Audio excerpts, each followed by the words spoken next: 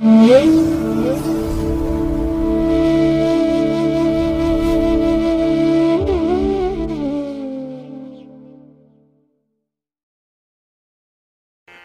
ಮಹಾಗಣಪತಯೇ ನಮಃ. ಶ್ರೀ ಗುರುಭ್ಯೋ ನಮಃ. ಹರಿ ಓಂ. ಪ್ರೀತಿಯ ವೀಕ್ಷಕ ಬಂಧುಗಳೇ, ತಮಗೆಲ್ಲರಿಗೂ ಸಿರಿಗನ್ನಡ ಸುದ್ದಿವಾಹಿನಿಗೆ ಸ್ವಾಗತ.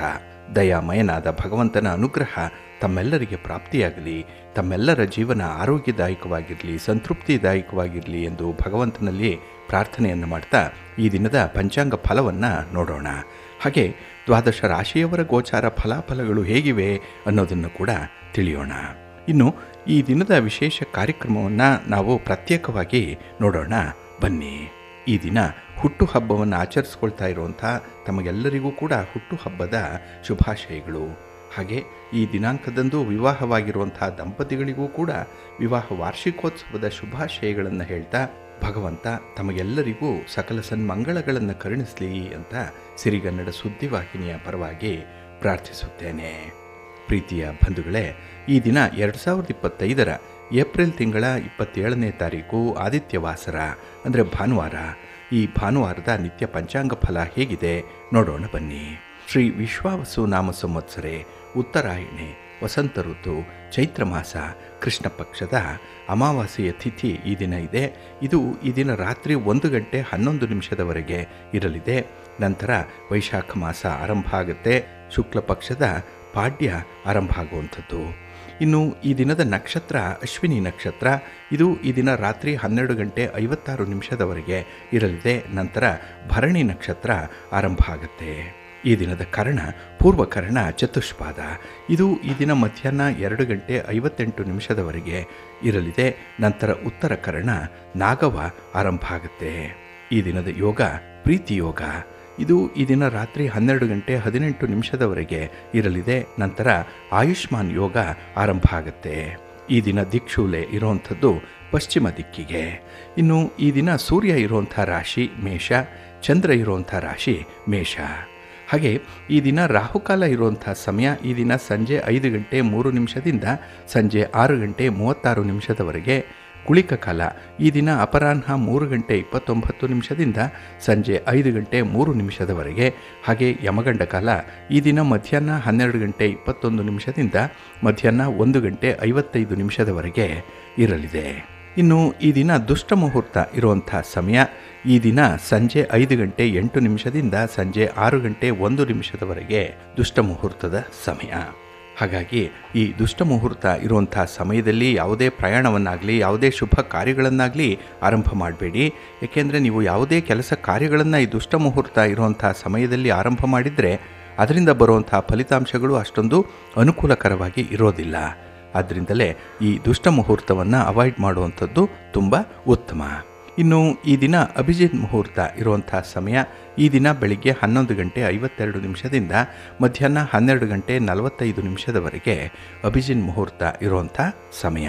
ಇನ್ನು ಈ ದಿನ ವಿಶೇಷವಾಗಿ ಅಮೃತ ಕಾಲ ಇರುವಂಥ ಸಮಯ ಈ ದಿನ ಸಂಜೆ 6 ಗಂಟೆ 19 ನಿಮಿಷದಿಂದ ರಾತ್ರಿ 7 ಗಂಟೆ 43 ನಿಮಿಷದವರೆಗೆ ಅಮೃತ ಕಾಲದ ಸಮಯ. ಇನ್ನು ಈ ದಿನ ಸೂರ್ಯೋದಯ ಆಗುವಂಥ ಸಮಯ ಈ ದಿನ ಪ್ರಾತಃ ಕಾಲ 6 ಗಂಟೆ 1 ನಿಮಿಷಕ್ಕೆ, ಸೂರ್ಯಾಸ್ತ ಸಂಜೆ 6 ಗಂಟೆ 32 ನಿಮಿಷಕ್ಕೆ. ಇನ್ನು ಈ ದಿನ ಚಂದ್ರನ ಬಲ ಇರುವಂಥ ರಾಶಿಗಳು ಅಂತ ಹೇಳಿದ್ರೆ ಮೇಷ, ಮಿಥುನ, ಕರ್ಕಾಟಕ, ತುಲಾ, ವೃಶ್ಚಿಕ ಮತ್ತು ಕುಂಭ. ಈ 6 ರಾಶಿಯವರಿಗೆ ಗೋಚಾರದಲ್ಲಿ ಚಂದ್ರನಿಂದ ಶುಭ ಫಲಗಳ ಯೋಗ ಇರುತ್ತೆ. ಇನ್ನು ಉಳಿದ 6 ರಾಶಿಯವರಿಗೆ ಮಿಶ್ರ ಫಲದ ಯೋಗ ಇರುತ್ತೆ. ಅದನ್ನು ಮುಂದೆ ದ್ವಾದಶ ರಾಶಿಯವರ ಗೋಚಾರ ಫಲಗಳನ್ನು ನೋಡುವಂಥ ಸಂದರ್ಭದಲ್ಲಿ ಮತ್ತಷ್ಟು ವಿಚಾರಗಳನ್ನು ತಿಳ್ಕೊಳ್ಳೋಣ. ಇನ್ನು ಈ ದಿನದ ಹೊರದ ಅಧಿಪತಿ ರವಿ. ರವಿ ಅಂತ ಹೇಳಿದ್ರೆ ರಾಜನೀತಿಗೆ ಕಾರಕನಾಗಿರುವಂಥವನು, ಆಡಳಿತಕ್ಕೆ ಕಾರಕ. ಹಾಗಾಗಿ ಈ ದಿನ ರಾಜಕೀಯ ಕ್ಷೇತ್ರದಲ್ಲಿರುವಂಥವ್ರಿಗೆ, ರಾಜಕಾರಣಿಗಳಿಗೆ ತುಂಬ ಅನುಕೂಲ ಇರುವಂಥ ದಿನ. ಹಾಗೆ ಯಾವುದೇ ರೀತಿಯ ಪ್ರಯಾಣವನ್ನು ಮಾಡಲಿಕ್ಕೂ ಕೂಡ ರಾಜಕಾರಣಿಗಳಿಗೆ ಈ ದಿನ ಉತ್ತಮವಾದಂತಹ ಸಂದರ್ಭಗಳು ಕೂಡ ಇದೆ. ಹಾಗೆ ನೀವೇನಾದರೂ ರಾಜಕಾರಣಿಗಳನ್ನು ಭೇಟಿ ಮಾಡಬೇಕು, ಸರ್ಕಾರದ ಮಟ್ಟದ ಅಧಿಕಾರಿಗಳನ್ನು ಭೇಟಿ ಮಾಡಬೇಕು, ಗಣ್ಯರನ್ನು ಭೇಟಿ ಮಾಡುವಂಥದ್ದು, ಹಿರಿಯರನ್ನು ಭೇಟಿ ಮಾಡುವಂಥ ವಿಚಾರ ಇದೆಲ್ಲವನ್ನು ಕೂಡ ಈ ದಿನ ನೀವು ಮಾಡಬಹುದು, ಒಳ್ಳೆಯದಾಗತ್ತೆ. ಹಾಗೆ ಸರ್ಕಾರಕ್ಕೆ ಕಾರಕನಾಗಿರುವಂಥವನು ರವಿ. ಹಾಗಾಗಿ ಸರ್ಕಾರದ ಕೆಲಸ ಕಾರ್ಯಗಳಿಗೂ ಕೂಡ ಈ ದಿನ ಶುಭಕರವಾಗಿರುವಂಥ ಸಮಯಗಳಿದೆ. ಇನ್ನು ರವಿಯನ್ನು ಪಿತೃಕಾರಕ ಅಂತ ಹೇಳ್ತಾರೆ, ಪುತ್ರಕಾರಕ ಅಂತ ಹೇಳಿ ಕರೆಯುವಂಥದ್ದಿದೆ. ಹಾಗೆ ಧರ್ಮಕ್ಕೆ, ಕೀರ್ತಿಗೆ, ಆಕರ್ಷಣೆಗೆ ಕಾರಕನಾಗಿರುವಂಥವನು ರವಿ. ಹಾಗಾಗಿ ಈ ದಿನದ ಕೆಲಸ ಕಾರ್ಯಗಳಿಂದ ನಿಮಗೆ ಕುಟುಂಬಸ್ಥರ ಬೆಂಬಲ ಸಿಕ್ಕತ್ತೆ. ಜೊತೆಗೆ ನಿಮ್ಮ ಒಂದು ಕೆಲಸ ಕಾರ್ಯಗಳಿಗೂ ಕೂಡ ನಿಮಗೆ ಒಳ್ಳೆಯ ಫಲವನ್ನು ತರುವುದರ ಜೊತೆಗೆ ಒಂದು ಉತ್ತಮ ಗೌರವ ಸ್ಥಾನಮಾನಗಳು ಕೂಡ ಸಿಕ್ಕತ್ತೆ. ಹಾಗಾಗಿ ರವಿಯ ಅನುಗ್ರಹಕ್ಕಾಗಿ ಈ ದಿನ ಉತ್ತಮವಾದಂಥ ಕೆಲಸಗಳನ್ನು ನೀವು ಆರಂಭ ಮಾಡುವಂಥದ್ದು ಉತ್ತಮ.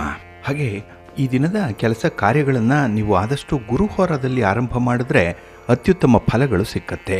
ಇನ್ನು ಈ ದಿನ ಗುರುಹೋರ ಇರುವಂಥ ಸಮಯ ಈ ದಿನ ಬೆಳಿಗ್ಗೆ 11 ಗಂಟೆ 14 ನಿಮಿಷದಿಂದ ಮಧ್ಯಾಹ್ನ 12 ಗಂಟೆ 17 ನಿಮಿಷದವರೆಗೆ.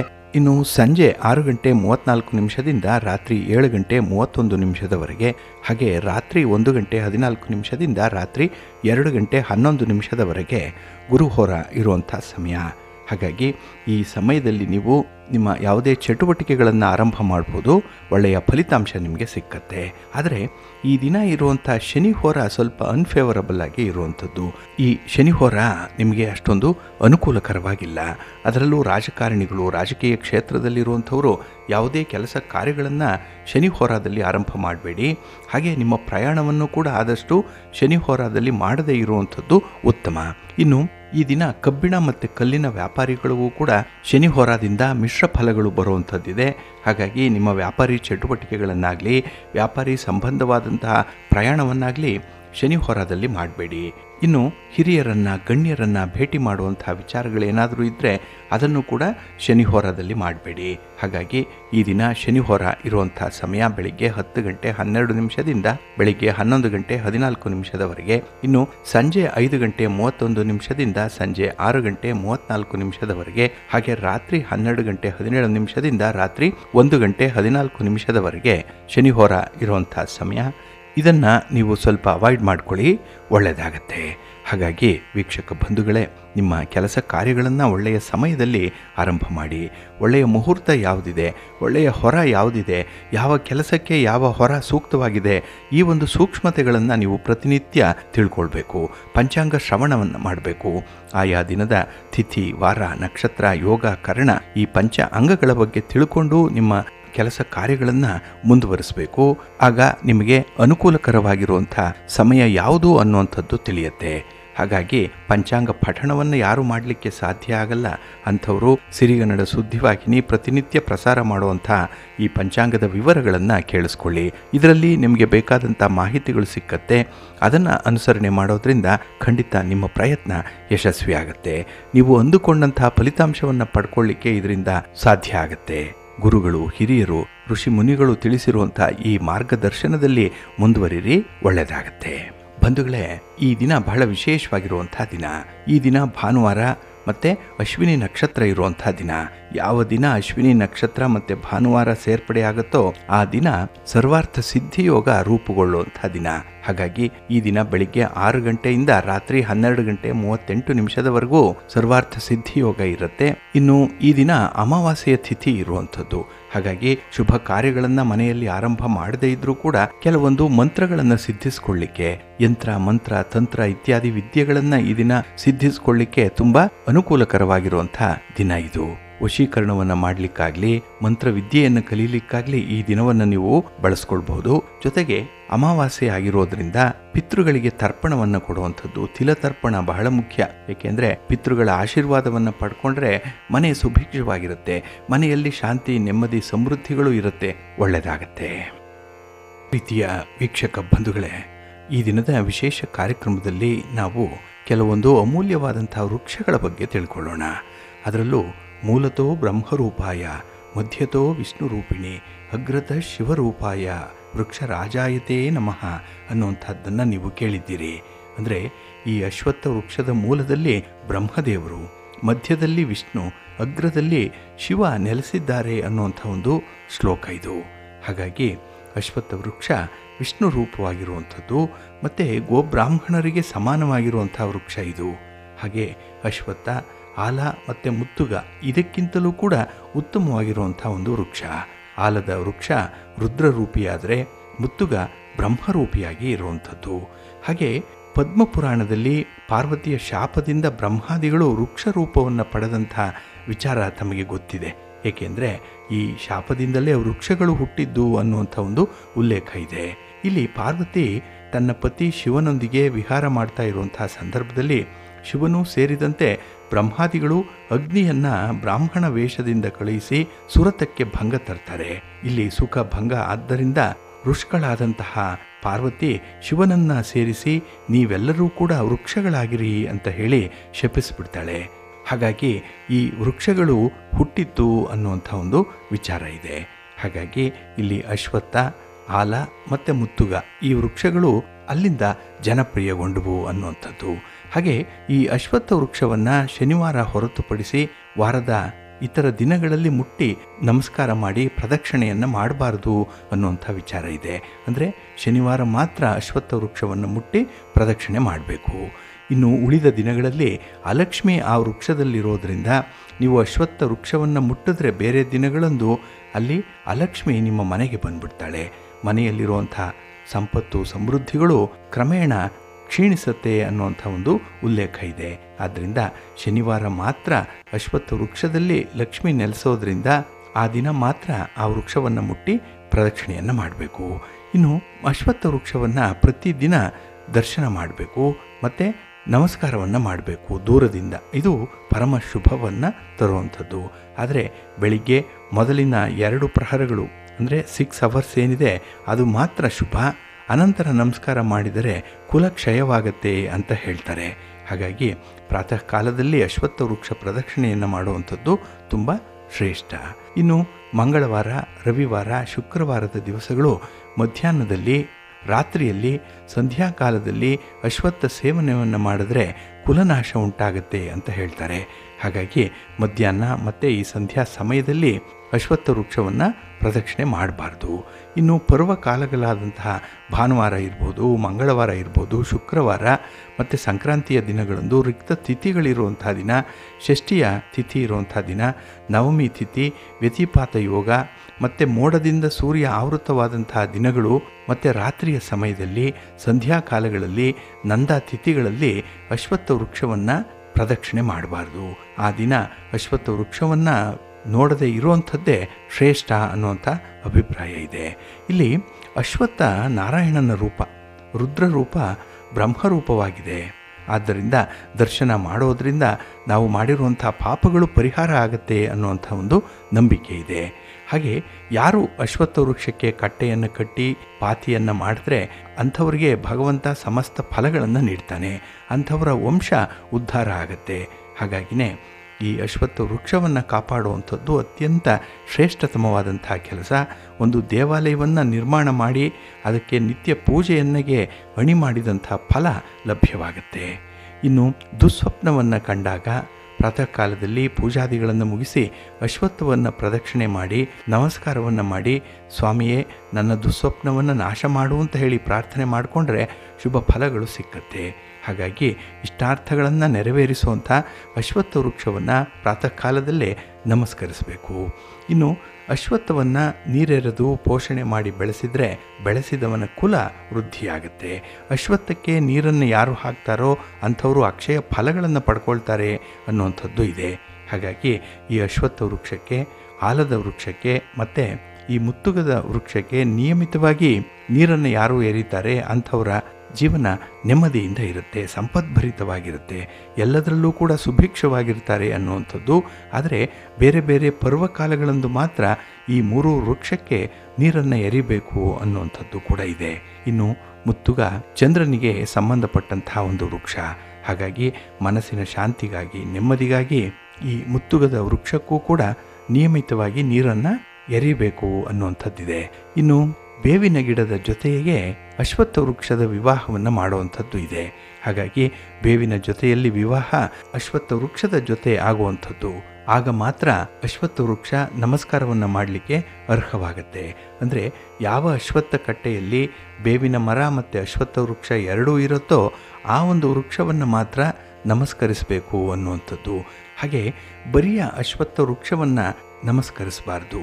ಅದೇ ರೀತಿ ಗಿಡವನ್ನು ನೆಟ್ಟು 2 ತಿಂಗಳು ಕಳೆಯದಂತಹ ತುಳಸಿ ಗಿಡವನ್ನು, ಕರುವನ್ನು ಹಾಕದೇ ಇರುವಂಥ ಗೋವನ್ನು, ಇವುಗಳಿಗೆ ನಮಸ್ಕಾರ ಮಾಡಿದರೂ ಕೂಡ ಅಸುರಿ ನಮಸ್ಕಾರ ಅಂತ ಹೇಳಿ ಅನಿಸ್ಕೊಳ್ಳುತ್ತೆ. ಹಾಗಾಗಿ ಯಾವ ಅಶ್ವತ್ಥ ವೃಕ್ಷದ ಜೊತೆಯಲ್ಲಿ ಬೇವಿನ ಮರ ಇರುತ್ತೋ ಆ ವೃಕ್ಷ ಮಾತ್ರ ನಮಸ್ಕಾರ ಮಾಡಲಿಕ್ಕೆ ಸರ್ವಶ್ರೇಷ್ಠವಾಗಿ ಇರುವಂಥದ್ದು. ಇನ್ನು ಶನಿವಾರದ ದಿನ ಅಶ್ವತ್ಥ ವೃಕ್ಷವನ್ನು ನೋಡಿದ ಮಾತ್ರಕ್ಕೆ ಪಾಪ ನಾಶನವಾಗುತ್ತೆ, ಮುಟ್ಟಿದರೆ ಸಂಪತ್ತು ಅಭಿವೃದ್ಧಿಯಾಗುತ್ತೆ. ಹಾಗಾಗಿ ಶನಿವಾರ ಬಹಳ ವಿಶೇಷವಾದಂತಹ ದಿನ ಈ ಅಶ್ವತ್ಥ ವೃಕ್ಷದ ಪೂಜೆಯನ್ನು ಮಾಡಲಿಕ್ಕೆ. ಇನ್ನು ಪ್ರದಕ್ಷಿಣೆ ಕಾಲದಲ್ಲಿ ಅಚ್ಯುತನ ನಾಮಗಳನ್ನು ಜಪಿಸ್ತಾ ಇರಬೇಕು ಅಥವಾ ಸಹಸ್ರನಾಮದಿಂದ ಸ್ತೋತ್ರವನ್ನು ಮಾಡ್ತಾ ಇರಬೇಕು ಅನ್ನುವಂಥದ್ದಿದೆ. ಇನ್ನು ಅಶ್ವತ್ಥ ವೃಕ್ಷವನ್ನು ಪ್ರದಕ್ಷಿಣೆ ಮಾಡಬೇಕಾದಂತಹ ಸಂದರ್ಭದಲ್ಲಿ ಕೆಲವೊಂದು ಸ್ತೋತ್ರಗಳನ್ನು ಹೇಳಬೇಕಾಗತ್ತೆ. ಅದರಲ್ಲೂ ಬಹಳ ಮುಖ್ಯವಾಗಿ ನೀವು ಚಕ್ಷುಸ್ಪಂದಂ ಭುಜಸ್ಪಂದಂ ತಥಾ ದುಸ್ವಪ್ನ ದರ್ಶನಂ ಶತೂಣಾಂ ಚ ಸಮುತ್ಥಾನಂ ಅಶ್ವತ್ಥ ಶಮಯಾಶುಮೇ ಅನ್ನುವಂಥ ಒಂದು ಸ್ತೋತ್ರ. ಇಲ್ಲ ಅಂತ ಹೇಳಿದ್ರೆ ತ್ವಾಂ ದೃಷ್ಟಾ ನಶ್ಯತೆ ಪಾಪಂ ದೃಷ್ಟಾ ಲಕ್ಷ್ಮೀ ಪ್ರವರ್ತತೆ ಪ್ರದಕ್ಷಿಣೆ ಭವೇದಾಯು ಸದಾ ಅಶ್ವತ್ಥ ನಮೋಸ್ತುತೆ ಅನ್ನುವಂಥ ಸ್ತೋತ್ರವನ್ನು ಹೇಳಿಕೊಂಡು ಪ್ರದಕ್ಷಿಣೆಯನ್ನು ಮಾಡಿದ್ರೆ ಒಂದೊಂದು ಪ್ರದಕ್ಷಿಣೆಯಲ್ಲಿ ಮಾಡುವಂಥ ಒಂದೊಂದು ಹೆಜ್ಜೆಗೂ ಕೂಡ ಅಶ್ವಮೇಧದ ಫಲ ಬರುತ್ತೆ ಅನ್ನುವಂಥ ಒಂದು ಉಲ್ಲೇಖ ಇದೆ. ಹಾಗೆ ಅಶ್ವತ್ಥವನ್ನು ಯಾರು ನಾಶಪಡಿಸ್ತಾರೆ, ಯಾರು ಅಶ್ವತ್ಥ ವೃಕ್ಷದ ಕೊಂಬೆಗಳನ್ನು ಕತ್ತರಿಸ್ತಾರೆ ಅಂಥವರು ಉದ್ಧಾರ ಆಗಲ್ಲ. ಅಶ್ವತ್ಥವನ್ನು ಕತ್ತರಿಸಿದವನು ಪಿತೃಗಳನ್ನು ಕತ್ತರಿಸಿದಂತಾಗತ್ತೆ. ಹಾಗಾಗಿ ತನ್ನ ವಂಶವನ್ನೇ ತಾನೇ ಕತ್ತರಿಸಿದಂತಹ ಒಂದು ಬಾಧೆಗೆ ಒಳಗಾಗ್ತಾನೆ, ಶಾಪಕ್ಕೆ ಗುರಿಯಾಗ್ತಾನೆ ಅನ್ನುವಂಥದ್ದಿದೆ. ಹಾಗಾಗಿ ಅಶ್ವತ್ಥ ವೃಕ್ಷವನ್ನು ಯಾರೂ ಕೂಡ ಕೀಳಬಾರದು, ಕತ್ತರಿಸಬಾರದು. ಇನ್ನು ಅಶ್ವತ್ಥವನ್ನು ಕಡಿತಾ ಇರುವಂಥ ವ್ಯಕ್ತಿಯನ್ನು ನೋಡಿದ್ರೂ ಕೂಡ ಯಾರು ಸುಮ್ಮನಿರ್ತಾರೆ, ಯಾರು ಅಂಥ ವ್ಯಕ್ತಿಯನ್ನು ತಡೆಯಲ್ಲ, ಅಂಥವನು ನೇತ್ರ ರೋಗವನ್ನು ಅನುಭವಿಸ್ತಾನೆ. ಯಮ ಅಂಥವನಿಗೆ ಕಣ್ಣುಗಳನ್ನು ಕಿತ್ಕೊಂಡು ಬಿಡ್ತಾನೆ. ಹಾಗಾಗಿ ಅಶ್ವತ್ಥ ವೃಕ್ಷಕ್ಕೆ ಯಾರಾದರೂ ಹಾನಿಯನ್ನು ಮಾಡ್ತಾ ಇದ್ದರೆ ಅದನ್ನು ನೋಡಿಯೂ ಕೂಡ ಸುಮ್ಮನೆ ಇರಬಾರ್ದು, ಅದನ್ನು ತಡಿಬೇಕು ಅನ್ನುವಂಥದ್ದು. ಇನ್ನು ಅಶ್ವತ್ಥ ವೃಕ್ಷದ ಕೊಂಬೆಯನ್ನು ಮುರಿದಂಥವನಿಗೆ ಬ್ರಹ್ಮಹತ್ಯ ದೋಷ ಬರುತ್ತೆ. ಅಶ್ವತ್ಥವನ್ನು ಕತ್ತರಿಸಿದ ನಂತರ ಪಾಪಶುದ್ಧಿ ಮಾಡತಕ್ಕಂತಹ ಕರ್ಮವೇ ಇಲ್ಲ ಅಂತ ಹೇಳ್ತಾರೆ. ಆದರೆ ಯಜ್ಞ ಯಾಗಾದಿಗಳಿಗಾಗಿ ಉಪನಯನಾದಿಗಳಿಗಾಗಿ ಅಶ್ವತ್ಥದ ರೆಂಬೆಗಳನ್ನು ಮುರಿದ್ರೆ ದೋಷ ಇರಲ್ಲ. ಆದರೆ ಸಂಕಲ್ಪ ಮಾಡಿಕೊಂಡು ಈ ರೆಂಬೆಯನ್ನು ಮುರಿಬೇಕು. ಇನ್ನು ಸೈಟಿಗಾಗಿ, ಮನೆ ಕಟ್ಟುವುದಕ್ಕಾಗಲಿ ಅಥವಾ ಬೇರೆ ಲೌಕಿಕ ಕಾರಣಕ್ಕೆ ಅಶ್ವತ್ಥ ವೃಕ್ಷವನ್ನು ಕತ್ತರಿಸಬಾರದು. ಇನ್ನು ಭಕ್ತಿಯಿಂದ ಒದ್ದೆ ಬಟ್ಟೆಯನ್ನು ಧರಿಸಿಕೊಂಡು 7 ದಿವಸ 7 ಪ್ರದಕ್ಷಿಣೆಯನ್ನು ಮಾಡಿದರೆ ಮತ್ತು 7 ದಿವಸವೂ ಕೂಡ ದರ್ಶನವನ್ನು ಮಾಡಿದರೆ, ಸ್ಪರ್ಶನಗಳನ್ನು ಶನಿವಾರದ ದಿನ ಮಾಡಿದ್ರೆ ಪುತ್ರ ಸಂತಾನ ನಿಶ್ಚಿತವಾಗಿ ಆಗತ್ತೆ ಅನ್ನುವಂಥದ್ದಿದೆ. ಆದರೆ ಒಂದೊಂದು ಪ್ರದಕ್ಷಿಣೆ ಹಾಕುವಾಗಲೂ ಕೂಡ ಆ ಅಶ್ವತ್ಥ ವೃಕ್ಷದ ಬುಡಕ್ಕೆ ನೀರನ್ನು ಎರಿತಾ ಇರಬೇಕು. ಈ ಅಶ್ವತ್ಥ ವೃಕ್ಷವನ್ನು ವೃಕ್ಷರಾಜ ಅಂತ ಹೇಳಿ ಕರೆಯುವಂಥದ್ದಿದೆ. ಏಕೆಂದರೆ ಅಶ್ವತ್ಥ ಪುಂವೃಕ್ಷವಾಗಿದ್ದು ಸ್ತ್ರೀ ವೃಕ್ಷ ಅನಿಸಿರುವಂಥ ಅಂಟನ್ನು ಹೊರಬಿಡುವಂಥ ಬೇವಿನ ವೃಕ್ಷದ ಜೊತೆ ವಿವಾಹವನ್ನು ಮಾಡಿದರೆ ಕನ್ಯಾದಾನದ ಫಲ ಲಭ್ಯವಾಗುತ್ತೆ. ಇಂತಹ ವಿವಾಹವಾಗಿರುವಂಥ ಅಶ್ವತ್ಥ ವೃಕ್ಷದ ಪ್ರದಕ್ಷಿಣೆಯಿಂದ ಪುತ್ರ ಲಾಭವನ್ನು ಪಡ್ಕೊಳ್ಳಿಕ್ಕೂ ಕೂಡ ಸಾಧ್ಯ ಇದೆ. ಹಾಗಾಗಿ ಒಂದು ಅಶ್ವತ್ಥ ವೃಕ್ಷ ಬೇವಿನ ಮರದ ಜೊತೆಯಲ್ಲಿರಬೇಕು. ಹಾಗೆ ಈ ಅಶ್ವತ್ಥ ವೃಕ್ಷದ ಕಟ್ಟೆಯನ್ನು ಕಟ್ಟಿಸುವಂಥವರು ಈ 2 ಮರಗಳು ಜೋಡಿಯಾಗಿ ಇರುವಂತೆ ನೋಡಿಕೊಳ್ಬೇಕು. ಇನ್ನು ಇವುಗಳ ಪ್ರದಕ್ಷಿಣೆಯಿಂದ ಪುಂಶಕ್ತಿಯನ್ನು ಪಡೀಬಹುದು. ಇದು ವೈಜ್ಞಾನಿಕವಾಗಿಯೂ ಕೂಡ ನಿಜವಾಗಿರುವಂಥದ್ದು. ಏಕೆಂದರೆ ಆಯುರ್ವೇದ ಈ 2 ವೃಕ್ಷಗಳ ವಾಯು ಸೇವನೆಯಿಂದ ಸ್ತ್ರೀ ಆರೋಗ್ಯವನ್ನು ಪಡ್ಕೊಳ್ತಾರೆ. ಇನ್ನು ಸ್ಪರ್ಶದಿಂದ ಗರ್ಭಧಾರಣ ಯೋಗ್ಯತೆಯನ್ನು ಸ್ತ್ರೀ ಪಡ್ಕೊಳ್ತಾಳೆ ಅನ್ನುವಂಥದ್ದನ್ನು ಆಯುರ್ವೇದ ಒತ್ತಿ ಒತ್ತಿ ಹೇಳಿದೆ. ಇನ್ನು ಅಪುತ್ರವತಿ ಈ ವೃಕ್ಷಕ್ಕೆ 28,000 ಪ್ರದಕ್ಷಿಣೆಗಳನ್ನು ಮಾಡಬೇಕು ಅಂತ ಕೂಡ ಈ ಜ್ಯೋತಿಷ್ಯ ಶಾಸ್ತ್ರ ತಿಳಿಸತ್ತೆ. ಅಥವಾ ಒಂದು ಮಂಡಲದ ದಿವಸ ಅಂದರೆ 48 ದಿವಸಗಳು ಅಶ್ವತ್ಥ ವೃಕ್ಷವನ್ನು ಎಡೆ ಬಿಡದೆ ಪೂಜಿಸಿದರೆ ಪುತ್ರವತಿ ಆಗ್ತಾಳೆ. ಬೇರೆ ದಿನಗಳಲ್ಲಿ ವೃಕ್ಷ ಸೇವನೆಯನ್ನು ಮಾತ್ರ ಮಾಡಿ ಶನಿವಾರದಂದು ಮಾತ್ರ ಮುಟ್ಟಿದರೆ ಪುತ್ರ ಸಂತಾನ ಪ್ರಾಪ್ತಿಯಾಗುತ್ತೆ ಅನ್ನುವಂಥ ಒಂದು ಉಲ್ಲೇಖ ಇದೆ. ಅದರಲ್ಲೂ ಈ ಸಮುದ್ರ ಮಥನ ಕಾಲದಲ್ಲಿ ಉದಯಿಸಿ ಬಂದಂತಹ ರತ್ನಗಳನ್ನು ದೇವತೆಗಳು ಸ್ವೀಕರಿಸ್ತಾರೆ. ಲಕ್ಷ್ಮೀದೇವಿ ಹೊರಹೊಮ್ಮಿದಾಗ ವಿಷ್ಣು ಮದುವೆಯಾಗಲಿಕ್ಕೆ ಮುಂದಾಗ್ತಾನೆ. ಲಕ್ಷ್ಮಿಯಾದರೂ ನನ್ನ ಅಕ್ಕ ಜ್ಯೇಷ್ಠ ಲಕ್ಷ್ಮಿಗೆ ವಿವಾಹವಾಗದೆ ನಾನು ನಿನ್ನನ್ನು ಮದುವೆಯಾಗಲಾರೆ ಅಂತ ಹೇಳಿ ವಿಷ್ಣುವಿಗೆ ಹೇಳಿಬಿಡ್ತಾಳೆ. ಅಕ್ಕನಿಗೆ ಮದುವೆಯಾಗದೆ ತಂಗಿಯ ವಿವಾಹ ಆಗಬಾರ್ದು ಅನ್ನುವಂಥದ್ದು ನಮ್ಮ ಧರ್ಮಶಾಸ್ತ್ರ ಹೇಳುವಂಥ ಮಾತು. ಇಲ್ಲಿ ಉದ್ದಾಲಕ ದೀರ್ಘ ತಪಸ್ವಿ. ಅವನಿಗೆ ದಪ್ಪ ತುಟಿಗಳುಳ್ಳಂಥ ಬಾಡಿದ ಮುಖ, ಕುರೂಪಿಯಾದಂತಹ ಮುಖ, ಕೆಂಗಣ್ಣುಗಳುಳ್ಳಂಥ ಅಲಕ್ಷ್ಮಿಯನ್ನು ಉದ್ದಾಲಕನಿಗೆ ವಿಷ್ಣುವೇ ವಿವಾಹವನ್ನು ಮಾಡಿಸಿ ತಾನು ಲಕ್ಷ್ಮಿಯನ್ನು ನಂತರ ವಿವಾಹ ಆಗ್ತಾನೆ. ಇಲ್ಲಿ ಉದ್ದಾಲಕನ ಕೈ ಹಿಡಿದಂತಹ ಪತ್ನಿಯನ್ನು ತನ್ನ ವೇದಘೋಷ ಪೂರಿತವಾದಂತಹ ಧೂಮದಿಂದ ಆವೃತವಾದಂತಹ ಗೋಮಯದಿಂದ ಪವಿತ್ರವಾದಂತಹ ರಂಗೋಲಿಗಳಿಂದ ಅಲಂಕೃತವಾದ ಆಶ್ರಮಕ್ಕೆ ಕರೆತರ್ತಾನೆ. ಅದನ್ನು ನೋಡಿ ಸಹಿಸದೆ ಈ ಅಲಕ್ಷ್ಮಿ, ನಾನು ಇಲ್ಲಿ ಇರೋಕ್ಕೆ ಸಾಧ್ಯ ಇಲ್ಲ, ಯಾಕೆಂದರೆ ಈ ಸ್ಥಳ ನನ್ನ ವಾಸಕ್ಕೆ ಯೋಗ್ಯವಾಗಿಲ್ಲ. ಆ ಆಶ್ರಮದ ನಿರ್ಮಲವಾದಂಥ ವಾತಾವರಣ ಅಲಕ್ಷ್ಮಿಗೆ ಇಷ್ಟ ಆಗಲ್ಲ. ಇದರಿಂದ ಆಶ್ರಮದಿಂದ ಹೊರ ನಡೆದುಬಿಡ್ತಾಳೆ. ಆಗ ಉದ್ದಾಲಕ, ನಿನ್ನ ವಾಸಸ್ಥಾನ ಯಾವುದು ಅಂತ ಕೇಳಿದಾಗ ವೇದ ಧ್ವನಿ ಇಲ್ಲದಂತಹ, ಅತಿಥಿ ಪೂಜಾ ರಹಿತವಾದಂತಹ, ಯಜ್ಞ ದಾನವಿಲ್ಲದಂತಹ, ಪರಸ್ಪರ ಜಗಳವಾಡುವಂತಹ ಪತಿ ಪತ್ನಿಯರ ಮನೆಯಲ್ಲಿ ವಾಸ ಮಾಡ್ತೀನಿ ಅಂತ ಹೇಳಿ ಅಲಕ್ಷ್ಮಿ ಹೇಳ್ತಾಳೆ.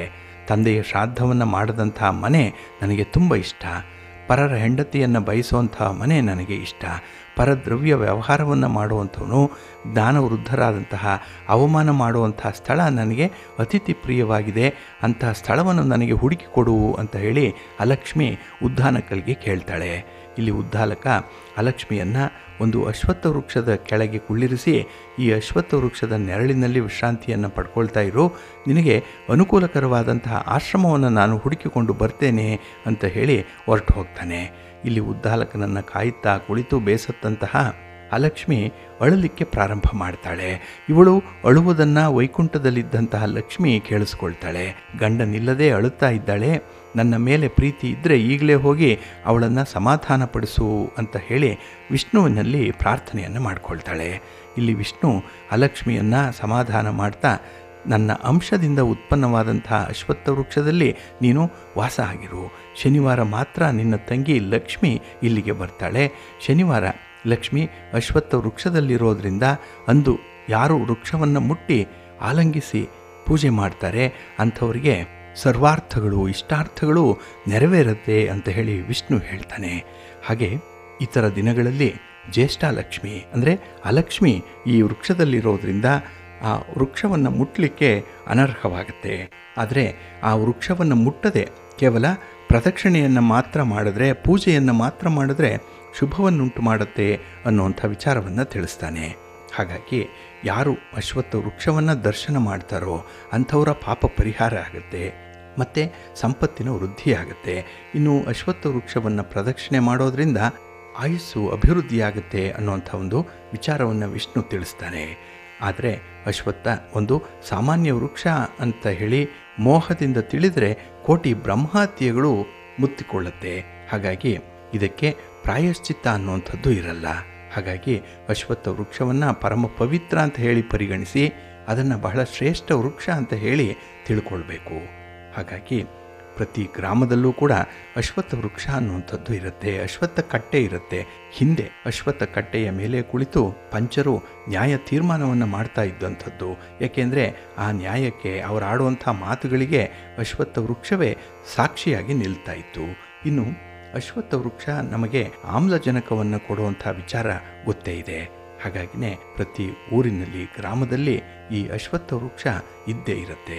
ಅಂದಿನಿಂದ ಈ ಪರಮ ಪವಿತ್ರವಾಗಿರುವಂಥ ಅಶ್ವತ್ಥ ವೃಕ್ಷವನ್ನು ನಾನಾ ಕಾರಣಕ್ಕಾಗಿ ಪೂಜೆ ಮಾಡುವಂಥದ್ದು ಇದೆ.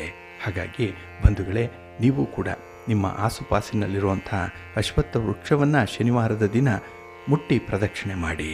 ಇನ್ನು ನಿಮ್ಮ ಊರಿನಲ್ಲಿ ಅಥವಾ ನಿಮ್ಮ ಆಸುಪಾಸಿನಲ್ಲಿ ಇರುವಂಥ ಅಶ್ವತ್ಥ ವೃಕ್ಷವನ್ನು ದರ್ಶನ ಮಾಡ್ತಾ ಇರಿ, ಒಳ್ಳೆಯದಾಗತ್ತೆ. ಪ್ರೀತಿಯ ಬಂಧುಗಳೇ, ಇನ್ನು ಮುಂದೆ ದ್ವಾದಶ ರಾಶಿಯವರ ಗೋಚಾರ ಫಲಗಳು ಹೇಗಿವೆ ನೋಡೋಣ ಬನ್ನಿ. ಮೊದಲಿಗೆ ಮೇಷರಾಶಿ. ಮೇಷರಾಶಿಯವರಿಗೆ ಈ ದಿನ ಸಂತೋಷದ ದಿನ, ಸಂಭ್ರಮದ ದಿನ. ಅದರಲ್ಲೂ ಸೂರ್ಯ ಚಂದ್ರ ಇಬ್ಬರೂ ಕೂಡ ನಿಮ್ಮ ರಾಶಿಯಲ್ಲೇ ಸ್ಥಿತರಾಗಿರುವಂಥವರು. ಹಾಗಾಗಿ ಈ ದಿನದ ಕೆಲಸ ಕಾರ್ಯಗಳಲ್ಲಿ ತುಂಬ ಉತ್ಸಾಹ ಇದೆ. ಅದರಲ್ಲೂ ರಾಜಕೀಯ ಕ್ಷೇತ್ರದಲ್ಲಿರುವಂಥವ್ರಿಗೆ ಈ ದಿನ ಹೊಸ ಚಟುವಟಿಕೆಗಳನ್ನು ಹಮ್ಮಿಕೊಳ್ಳುವಂಥ ಒಂದು ವಿಶೇಷ ದಿನ. ಹಾಗೆ ಈ ದಿನ ಜವಾಬ್ದಾರಿಯ ಕೆಲಸ ಕಾರ್ಯಗಳು ನಿಮ್ಮನ್ನು ತುದಿಗಾಲಿನಲ್ಲಿ ನಿಲ್ಲುವಂತೆ ಮಾಡುತ್ತೆ. ಏಕೆಂದರೆ ಈ ಕೆಲಸದ ಬಗ್ಗೆ ತುಂಬ ಉತ್ಸಾಹ ಆಸಕ್ತಿ ಇರುವಂಥ ದಿನ. ಇನ್ನು ಈ ದಿನ ನಿಮ್ಮ ದೃಷ್ಟಿ ಗುರಿ ಸಾಧನೆ ಮಾಡುವಂಥ ನಿಟ್ಟಿನಲ್ಲೇ ಇರುತ್ತೆ. ಹಾಗಾಗಿನೇ ಹಿಡಿದ ಕೆಲಸವನ್ನು ಪೂರ್ಣ ಮಾಡುವಂಥ ಒಂದು ಛಲ ನಿಮ್ಮಲ್ಲಿದೆ. ಇನ್ನು ಉತ್ತಮವಾದಂತಹ ಪ್ರತಿಫಲವನ್ನು ನಿಮ್ಮ ಕುಟುಂಬಸ್ಥರ ನೆರವಿನಿಂದ ಪಡ್ಕೊಳ್ಳುವಂಥದ್ದು ಇದೆ. ನಿಮ್ಮ ಸಂಗಾತಿ, ನಿಮ್ಮ ಪ್ರೀತಿ ಪಾತ್ರರ ದೃಷ್ಟಿಯಲ್ಲಿ ನೀವು ಮಾಡುವಂತಹ ವಿಶೇಷ ಕೆಲಸಗಳು ಅವರಿಗೂ ಕೂಡ ಒಂದು ರೀತಿಯ ಸಮಾಧಾನವನ್ನು ತರುತ್ತೆ, ಸಂತೋಷವನ್ನು ತರುತ್ತೆ. ಇನ್ನು ಈ ದಿನದಲ್ಲಿ ಹಣ ಖರ್ಚು ಮಾಡುವಂಥ ಒಂದು ಒಳ್ಳೆಯ ಯೋಗ ಕೂಡ ಇದೆ. ಹಾಗಾಗಿ ನಿಮಗೆ ಬೇಕಾದಂಥ ಕೆಲವೊಂದು ಮೂಲಭೂತ ಸೌಕರ್ಯಗಳನ್ನು ಈ ದಿನ ಮಾಡಿಕೊಳ್ಳುವಂಥ ದಿನ ಇದು. ಇನ್ನು ಈ ದಿನದಲ್ಲಿ ವಿಶೇಷವಾಗಿ ನಿಮ್ಮ ಹವ್ಯಾಸದಿಂದ ಹೆಚ್ಚು ಹಣವನ್ನು ಸಂಪಾದನೆ ಮಾಡಿಕೊಳ್ಳುವಂಥ ಸಾಧ್ಯತೆ ಇದೆ. ನಿಮ್ಮಲ್ಲಿರುವಂಥ ಒಂದು ಪ್ರತಿಭೆ, ನಿಮ್ಮ ಟ್ಯಾಲೆಂಟ್ಗೆ ಉತ್ತಮ ಅವಕಾಶಗಳು ಸಿಕ್ಕತ್ತೆ. ಹಾಗಾಗಿ ನಿಮಗೆ ನಿಮ್ಮ ಸಮಾಜದಲ್ಲಿ, ಕುಟುಂಬದಲ್ಲಿ ಒಂದು ಶ್ರೇಷ್ಠತಮವಾದಂಥ ಗೌರವ ಪ್ರಾಪ್ತಿಯಾಗತ್ತೆ. ಇನ್ನು ಈ ದಿನದಲ್ಲಿ ವಿನೋದ, ವಿಹಾರ, ಇದಕ್ಕಾಗಿ ಒಂದು ಪ್ರಯಾಣ, ಒಂದು ಓಡಾಟ, ಒಂದು ಖರ್ಚು ವೆಚ್ಚಗಳು ಇರುವಂಥದ್ದು. ಒಟ್ಟಾರೆ ಮನಸ್ಸಿನ ಸಮಾಧಾನಕ್ಕೆ ಈ ದಿನ ಬಹಳ ವಿನೂತನ ಕಾರ್ಯಗಳನ್ನು ಹಮ್ಮಿಕೊಳ್ಳುವಂಥ ಸಾಧ್ಯತೆಗಳು ಕೂಡ ಇದೆ. ಸಂಪಾದನೆ ಚೆನ್ನಾಗಿದೆ, ಉಳಿತಾಯ ಇದೆ. ಆದರೆ ಈ ದಿನ ನಿಮ್ಮ ಹಿತಶತ್ರುಗಳ ಬಗ್ಗೆ ಸ್ವಲ್ಪ ಜಾಗ್ರತೆಯಿಂದ ಇರಿ. ನಿಮ್ಮ ಮನೆ ದೇವರನ್ನು ಸ್ಮರಣೆ ಮಾಡ್ತಾ ಇರಿ. ಹಾಗೆ ಭಕ್ತಿಯಿಂದ ದುರ್ಗಾ ಸ್ತುತಿಯನ್ನು ಮಾಡಿ ಅಮ್ಮನವರ ದರ್ಶನ ಮಾಡಿಕೊಳ್ಳಿ, ಒಳ್ಳೆಯದಾಗತ್ತೆ. ನಿಮ್ಮ ಅದೃಷ್ಟದ ಬಣ್ಣ ಕೆಂಪು, ಅದೃಷ್ಟದ ದಿಕ್ಕು ಪೂರ್ವ ದಿಕ್ಕು, ಅದೃಷ್ಟ ಸಂಖ್ಯೆ 1. ವೃಷಭ ರಾಶಿ. ವೃಷಭ ರಾಶಿಯವರಿಗೆ ಈ ದಿನ ವ್ಯಯಸ್ಥಾನದಲ್ಲಿ ಚಂದ್ರ ಇರುವಂಥ ದಿನ. 12ನೇ ಮನೆಯಲ್ಲಿ ಚಂದ್ರ ಅಂದರೆ ಮನಸ್ಸಿಗೆ ತುಂಬ ಒತ್ತಡ ಇರುತ್ತೆ. ಇನ್ನು ನಿಮ್ಮ ಸಂಬಂಧಗಳ ವಿಚಾರದಲ್ಲಿ ಸ್ವಲ್ಪ ನಿರಾಸೆ ಇರುವಂಥದ್ದು ಇದೆ. ಹಾಗಾಗಿ ನೀವು ಅಂದುಕೊಂಡಂತಹ ಕೆಲಸ ಕಾರ್ಯಗಳನ್ನು ಮಾಡಲಿಕ್ಕೆ ಸಾಧ್ಯ ಆಗಲ್ಲ. ನಿಮ್ಮ ಮೂಗಿನ ನೇರಕ್ಕೆ ವರ್ತಿಸುವಂಥ ವಿಚಾರದಲ್ಲೂ ಕೂಡ ನಿಮಗೆ ತುಂಬ ಹಿನ್ನಡೆ ಉಂಟಾಗತ್ತೆ. ಹಾಗಾಗಿನೇ ಈ ದಿನ ಎಲ್ಲರನ್ನ ಬೆಳೆಸಬೇಕು, ಎಲ್ಲರ ಜೊತೆ ಹೊಂದಾಣಿಕೆಯಿಂದ ಇರಬೇಕು ಅನ್ನುವಂಥ ಒಂದು ಮನೋಧರ್ಮವನ್ನು ಹೊಂದಿಕೊಳ್ಬೇಕಾಗತ್ತೆ. ಹಾಗೆ ಈ ದಿನ ನಿಮ್ಮ ವ್ಯಾಪಾರ ವ್ಯವಹಾರಗಳಲ್ಲಿ, ನಿಮ್ಮ ಕೆಲಸದ ಸ್ಥಳದಲ್ಲಿ ಸ್ವಲ್ಪ ಎಚ್ಚರಿಕೆಯಿಂದ ಇರಬೇಕು. ಏಕೆಂದರೆ ನೀವು ಆಡುವಂಥ ಮಾತಿನಿಂದ ಅನರ್ಥಗಳಾಗುವಂಥ ಸಾಧ್ಯತೆಗಳೇ ಜಾಸ್ತಿ ಇರುತ್ತೆ. ಇನ್ನು ಉತ್ತಮ ಆಹಾರ ಸೇವನೆಯ ಕಡೆ ಕೂಡ ಗಮನ ಕೊಡಬೇಕು. ಆಹಾರ ವಿಹಾರಾದಿಗಳು ಇದರಿಂದ ನಿಮಗೆ ಸ್ವಲ್ಪ ತೊಂದರೆ ಆಗುವಂಥದ್ದು ಕೂಡ ಇರುತ್ತೆ. ಇನ್ನು ಈ ದಿನದಲ್ಲಿ ಈ ಸಣ್ಣ ಪುಟ್ಟ ವ್ಯಾಪಾರವನ್ನು ಮಾಡಿಕೊಳ್ಳುವಂಥವ್ರಿಗೆ ತುಂಬ ಅನುಕೂಲತೆಗಳು ಇರುತ್ತೆ. ಇನ್ನು ಯಾವುದೇ ಒಂದು ವಿಚಾರದಲ್ಲೂ ಕೂಡ ನೀವು ತೀರ್ಮಾನವನ್ನು ತೆಗೆದುಕೊಳ್ಳುವಂಥದ್ದನ್ನು ಮುಂದೂಡುವಂಥದ್ದು ಉತ್ತಮ. ಏಕೆಂದರೆ ಈ ದಿನ ಮತ್ತು ನಾಳೆಯ ದಿನ ನಿಮಗೆ ಅಷ್ಟೊಂದು ಅನುಕೂಲತೆಗಳು ಉಂಟಾಗ್ತಾ ಇಲ್ಲ. ಇನ್ನು ನೀವು ಮಾಡುವಂಥ ಪ್ರಯಾಣ, ಒಂದು ಸಂಚಾರ, ಇದರಲ್ಲಿ ಸ್ವಲ್ಪ ಎಚ್ಚರಿಕೆಯಿಂದ ಇರಿ. ಎಲ್ಲೋ ಒಂದು ಕಡೆ ಎಡವಟ್ಟಾಗುವಂಥದ್ದು, ಸ್ವಲ್ಪ ದೇಹಕ್ಕೆ ಘಾಸಿಯಾಗುವಂಥ ಸಾಧ್ಯತೆಗಳು ಈ ದಿನ ಇರುತ್ತೆ. ಇನ್ನು ಈ ದಿನ ಹಣಕಾಸಿನ ವಿಚಾರದಲ್ಲಿ ಖರ್ಚು ವೆಚ್ಚಗಳ ಬಗ್ಗೆ ಜಾಗೃತರಾಗಿ ಇರಬೇಕು. ಹಣವನ್ನು ಸಾಲವಾಗಿ ಕೊಡುವಂಥದ್ದು, ಸಾಲವಾಗಿ ತರುವಂಥ ವಿಚಾರ, ಇದನ್ನು ಸದ್ಯಕ್ಕೆ ತಟಸ್ಥಗೊಳಿಸುವಂಥದ್ದು ಉತ್ತಮ. ಹಾಗಾಗಿ ನಿಮ್ಮ ಆಸೆ ಆಕಾಂಕ್ಷೆಗಳನ್ನು, ನಿಮ್ಮ ಮಾತನ್ನು ವಿಶೇಷವಾಗಿ ನಿಯಂತ್ರಣದಲ್ಲೇ ಇಟ್ಕೊಳ್ಳಿ, ಒಳ್ಳೆಯದಾಗತ್ತೆ. ನಿಮ್ಮ ಮನೆ ದೇವರನ್ನು ಸ್ಮರಣೆ ಮಾಡಿಕೊಳ್ಳಿ, ವಿಷ್ಣು ಸ್ತೋತ್ರವನ್ನು ಹೇಳ್ಕೊಳ್ಳಿ, ವಿಷ್ಣು ಸಹಸ್ರನಾಮ ಹೇಳ್ಕೊಳ್ಳಿ. ಈ ದಿನ ಸೂರ್ಯ ನಮಸ್ಕಾರ ಮಾಡಿಕೊಳ್ಳಿ, ಒಳ್ಳೆಯದಾಗತ್ತೆ. ನಿಮ್ಮ ಅದೃಷ್ಟದ ಬಣ್ಣ ಕೆಂಪು, ಅದೃಷ್ಟದ ದಿಕ್ಕು ಪೂರ್ವ ದಿಕ್ಕು, ಅದೃಷ್ಟ ಸಂಖ್ಯೆ 2. ಮಿಥುನ ರಾಶಿ. ಮಿಥುನ ರಾಶಿಯವರಿಗೆ ಈ ದಿನ ಸಂತೋಷದ ದಿನ. ಅದರಲ್ಲೂ ಲಾಭಸ್ಥಾನದಲ್ಲಿ ಚಂದ್ರ ಇದ್ದಾಗ ಮನಸ್ಸಿಗೆ ಏನೋ ಒಂದು ಖುಷಿ ಇದೆ, ಏನೋ ಸಾಧನೆ ಮಾಡಿದಂತಹ ಒಂದು ತೃಪ್ತಿ ಇದೆ. ಹಾಗೆ ಈ ದಿನ ನಿಮ್ಮ ಮನಸ್ಸು ಸಂತೋಷದ ಮನಸ್ಸು, ಹರ್ಷಚಿತ್ತದ ಮನಸ್ಸು, ನಿಮ್ಮ ಆತ್ಮವಿಶ್ವಾಸವನ್ನು ಹೆಚ್ಚಿಸುವಂಥ ಮನಸ್ಸದು. ಮನಸ್ಸು ಮಾಡಿದರೆ ಏನು ಬೇಕಾದರೂ ಸಾಧನೆ ಮಾಡುವಂಥ ಒಂದು ದಿನ ಇದು. ಹಾಗೆ ಈ ದಿನ ನಿಮ್ಮ ವಾಹನ ಆಗಲಿ, ನಿಮ್ಮ ಮನೆ ಆಗಲಿ, ನಿಮ್ಮ ಒಡವೆ ವಸ್ತ್ರಗಳ ವಿಚಾರವಾಗಲಿ ಈ ದಿನ ತುಂಬ ಆಸಕ್ತಿಯಿಂದ ವ್ಯವಹಾರಗಳನ್ನು ಮಾಡುವಂಥ ಸಾಧ್ಯತೆ ಇದೆ. ಇನ್ನು ಈ ದಿನ ಸಹೋದ್ಯೋಗಿಗಳ ಜೊತೆಯಲ್ಲಿ ಮನಸ್ತಾಪಗಳು ಬಂದರೂ ಕೂಡ ಅದನ್ನು ತುಂಬ ಚೆನ್ನಾಗಿ ನಿವಾರಣೆ ಮಾಡ್ತೀರಿ. ಒಟ್ಟಾರೆ ನಿಮ್ಮ ಕಮ್ಯುನಿಕೇಷನ್ ಚೆನ್ನಾಗಿದೆ. ನೀವು ಏನನ್ನು ಹೇಳಬೇಕು ಅಂದ್ಕೊಂಡಿದ್ದೀರೋ ಅದನ್ನು ಬಹಳ ವ್ಯವಸ್ಥಿತವಾಗಿ ತಿಳಿಸ್ತೀರಿ. ಮುಚ್ಚು ಮರೆ ಅನ್ನುವಂಥದ್ದು ಇಲ್ಲ, ಧೈರ್ಯದಿಂದ ಮಾತಾಡ್ತೀರಿ. ಹಾಗೆ ಈ ದಿನ ಎಂಥದ್ದೇ ಶತ್ರುಗಳಾದರೂ ಕೂಡ ಅವರನ್ನು ಮಿತ್ರರನ್ನಾಗಿಸಿಕೊಳ್ಳುವಂಥ ಒಂದು ಚಾಣಾಕ್ಷ ಕಲೆಗಾರಿಕೆ ನಿಮ್ಮಲ್ಲಿದೆ.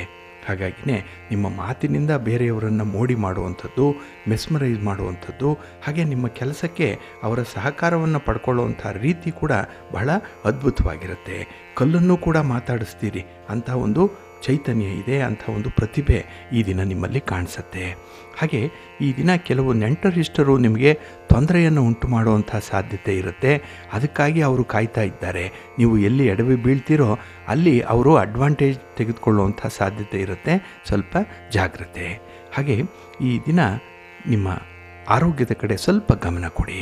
ನಿಮ್ಮ ಮನೆ ದೇವರನ್ನು ಸ್ಮರಣೆ ಮಾಡ್ತಾ ಇರಿ. ಹಾಗೆ ಭಕ್ತಿಯಿಂದ ಈ ದಿನ ಶಿವ ಪಾರ್ವತಿಯರ ದರ್ಶನ ಮಾಡಿಕೊಳ್ಳಿ, ಶಿವಸ್ತೋತ್ರವನ್ನು ಹೇಳ್ಕೊಳ್ಳಿ, ಶಿವನ ಪರಿವಾರ ದೇವತೆಗಳನ್ನು ಪ್ರಾರ್ಥನೆ ಮಾಡ್ತಾ ಇರಿ. ಒಳ್ಳೆಯದಾಗತ್ತೆ. ನಿಮ್ಮ ಅದೃಷ್ಟದ ಬಣ್ಣ ಗುಲಾಬಿ, ಅದೃಷ್ಟದ ದಿಕ್ಕು ಉತ್ತರ ದಿಕ್ಕು, ಅದೃಷ್ಟ ಸಂಖ್ಯೆ 1. ಕರ್ಕಾಟಕ ರಾಶಿ. ಕರ್ಕಾಟಕ ರಾಶಿಯವರಿಗೆ ನಿಮ್ಮ ರಾಶಿಯ ಅಧಿಪತಿಯಾದಂಥ ಚಂದ್ರ ನಿಮಗೆ ಉದ್ಯೋಗ ಸ್ಥಾನದಲ್ಲಿದ್ದಾನೆ. ನಿಮ್ಮ ಕರ್ಮಸ್ಥಾನ ಅದು. ನೀವು ಕೆಲಸ ಮಾಡುವಂಥ ಒಂದು ವಿಧಿವಿಧಾನಗಳನ್ನು ತಿಳಿಸುವಂಥ ಮನೆ ಅದು. ಹಾಗಾಗಿ ಈ ದಿನದ ಆರಂಭವೇ ನಿಮಗೆ ಶುಭ ಸುದ್ದಿಯೊಂದಿಗೆ ಆರಂಭ ಆಗುತ್ತೆ. ನಿಮ್ಮ ಆಲೋಚನೆಗಳು ಕೂಡ ಈ ದಿನ ಸಕಾರಾತ್ಮಕವಾಗಿರೋದ್ರಿಂದ, ಪಾಸಿಟಿವ್ ಆಗಿರೋದ್ರಿಂದ ಎಂತಹ ಒಂದು ಸನ್ನಿವೇಶವನ್ನು ಕೂಡ ನಿಯಂತ್ರಣದಲ್ಲಿಟ್ಕೊಳ್ಳುವಂಥ ಒಂದು ಕಲೆಗಾರಿಕೆ ನಿಮಗೆ ಗೊತ್ತಿರುತ್ತೆ. ಹಾಗೆ ಈ ದಿನ ಜವಾಬ್ದಾರಿಯ ಕೆಲಸ ಕಾರ್ಯಗಳು ನಿಮ್ಮನ್ನು ಒಂದು ಶ್ರೇಷ್ಠ ವ್ಯಕ್ತಿಯನ್ನಾಗಿ ರೂಪಿಸುತ್ತೆ. ಹಾಗೆ ನಿಮ್ಮ ಒಂದು ಸಂವಹನ, ನಿಮ್ಮ ಕಮ್ಯುನಿಕೇಷನ್ ಕೂಡ ಚೆನ್ನಾಗಿರುವಂಥದ್ದು. ಹಾಗಾಗಿನೇ ಈ ದಿನದಲ್ಲಿ ಭಿನ್ನಾಭಿಪ್ರಾಯಗಳಿಲ್ಲದಂತಹ ದಿನವಾಗುತ್ತೆ. ಜೊತೆಗೆ ನಿಮ್ಮ ಉದ್ದೇಶಿತ ಕಾರ್ಯವನ್ನು ಈಡೇರಿಸಿಕೊಳ್ಳಿಕ್ಕೆ ಸ್ವಲ್ಪ ಪ್ರಯತ್ನ ಮಾಡಿದ್ರೂ ಕೂಡ ಒಳ್ಳೆಯ ಫಲ ನಿಮಗೆ ಸಿಕ್ಕತ್ತೆ. ಹಾಗೆ ಈ ದಿನದಲ್ಲಿ ಒಂದು ದೊಡ್ಡ ಮೊತ್ತದ ಆರ್ಥಿಕ ವ್ಯವಹಾರದಿಂದ ನಿಮಗೆ ತುಂಬ ಲಾಭ ಉಂಟಾಗುವಂಥ ಸಾಧ್ಯತೆ ಕೂಡ ಇದೆ. ಈ ಹಿಂದೆ ನೀವು ಮಾಡಿರುವಂಥ ಇನ್ವೆಸ್ಟ್ಮೆಂಟ್ ಏನಿದೆ ಅದು ಈ ಸಂದರ್ಭದಲ್ಲಿ ನಿಮಗೆ ಒಳ್ಳೆಯ ಪ್ರತಿಫಲವನ್ನು ತರ್ತಾ ಇದೆ. ಮನಸ್ಸಿಗೆ ಸಮಾಧಾನ ಇರುತ್ತೆ. ಹಾಗೆ ಈ ದಿನ ನಿಮ್ಮ ಒಂದು ಉತ್ಸಾಹ, ಒಂದು ಎನರ್ಜಿ ಲೆವೆಲ್ ತುಂಬ ಚೆನ್ನಾಗಿದೆ. ಹಾಗಾಗಿನೇ ಕೆಲವೊಂದು ವಿನೂತನ ಕಾರ್ಯಗಳನ್ನು ಮಾಡ್ತೀರಿ. ಹೊಸ ಹೊಸ ಜವಾಬ್ದಾರಿಗಳನ್ನು ಹೊರಲಿಕ್ಕೆ ಮಾನಸಿಕವಾಗಿ ಸಿದ್ಧರಾಗಿರ್ತೀರಿ. ಹಾಗೆ ನಿಮ್ಮ ಮುಂದಿನ ಕನಸುಗಳನ್ನು ನನಸು ಮಾಡಿಕೊಳ್ಳುವಂಥ ಒಂದು ಪ್ರಯತ್ನದಲ್ಲಿರ್ತೀರಿ. ಆದರೆ ನಿಮ್ಮ ಕನಸುಗಳ ಬಗ್ಗೆ, ನಿಮ್ಮ ಮುಂದಿನ ಯೋಜನೆಗಳ ಬಗ್ಗೆ ಯಾರಿಗೂ ಕೂಡ ಹೇಳಬೇಡಿ. ಒಂದು ರೀತಿಯಲ್ಲಿ ಗುಟ್ಟಾಗಿ ಆ ಕೆಲಸಗಳನ್ನು ನೀವು ಆರಂಭ ಮಾಡಿಕೊಳ್ಳಿ, ಒಳ್ಳೆಯದಾಗತ್ತೆ. ನಿಮ್ಮ ಮನೆ ದೇವರನ್ನು ಸ್ಮರಣೆ ಮಾಡ್ತಾ ಇರಿ.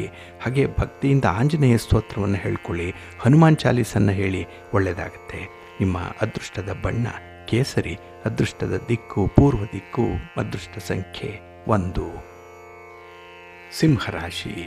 ಸಿಂಹರಾಶಿಯವರಿಗೆ ಈ ದಿನ ಮಿಶ್ರ ಫಲಗಳಿರುವಂಥ ದಿನ. ಅದರಲ್ಲೂ 9ರಲ್ಲಿ ಚಂದ್ರ ಇದ್ದಾಗ ನಿಮ್ಮ ಕೆಲಸ ಕಾರ್ಯಗಳಲ್ಲಿ ನಿಮಗೆ ಕಣ್ಣಿಗೆ ಕಾಣುವಂಥ ಒಂದು ಲಾಭ ಕೈಗೆ ಸಿಕ್ಕಲ್ಲ.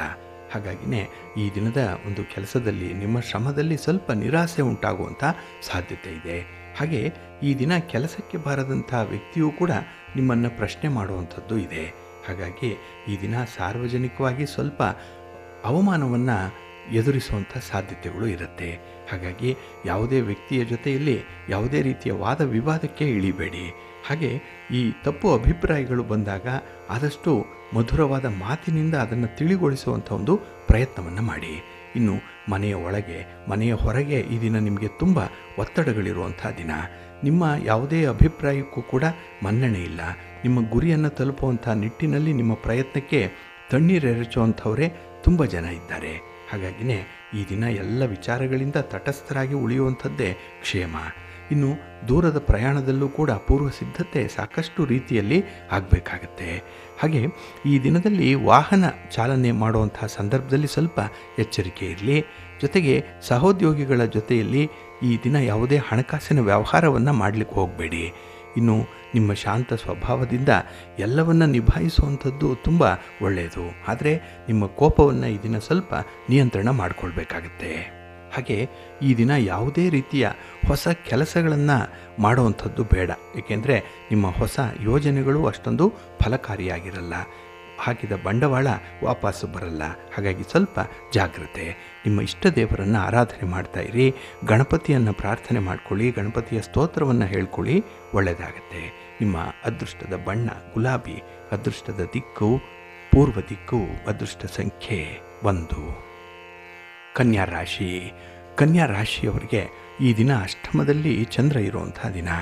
ಹಾಗಾಗಿನೇ ಈ ದಿನದ ಕೆಲವು ವಿದ್ಯಮಾನಗಳಿಂದ ನಿಮಗೆ ತೀವ್ರವಾದಂಥ ನಿರಾಸೆ ಇರುತ್ತೆ. ಹಾಗೆ ಸಂಬಂಧಿಕರಿಂದ ತೀವ್ರವಾದ ನೋವನ್ನು ಅನುಭವಿಸುವಂಥದ್ದು ಕೂಡ ಇರುತ್ತೆ. ಒಟ್ಟಾರೆ ನೀವು ಅಂದುಕೊಂಡಂಥ ಕೆಲಸ ಕಾರ್ಯಗಳನ್ನು ಸ್ವತಂತ್ರವಾಗಿ ನಿರ್ವಹಣೆ ಮಾಡಲಿಕ್ಕೆ ಸಾಧ್ಯ ಆಗಲ್ಲ.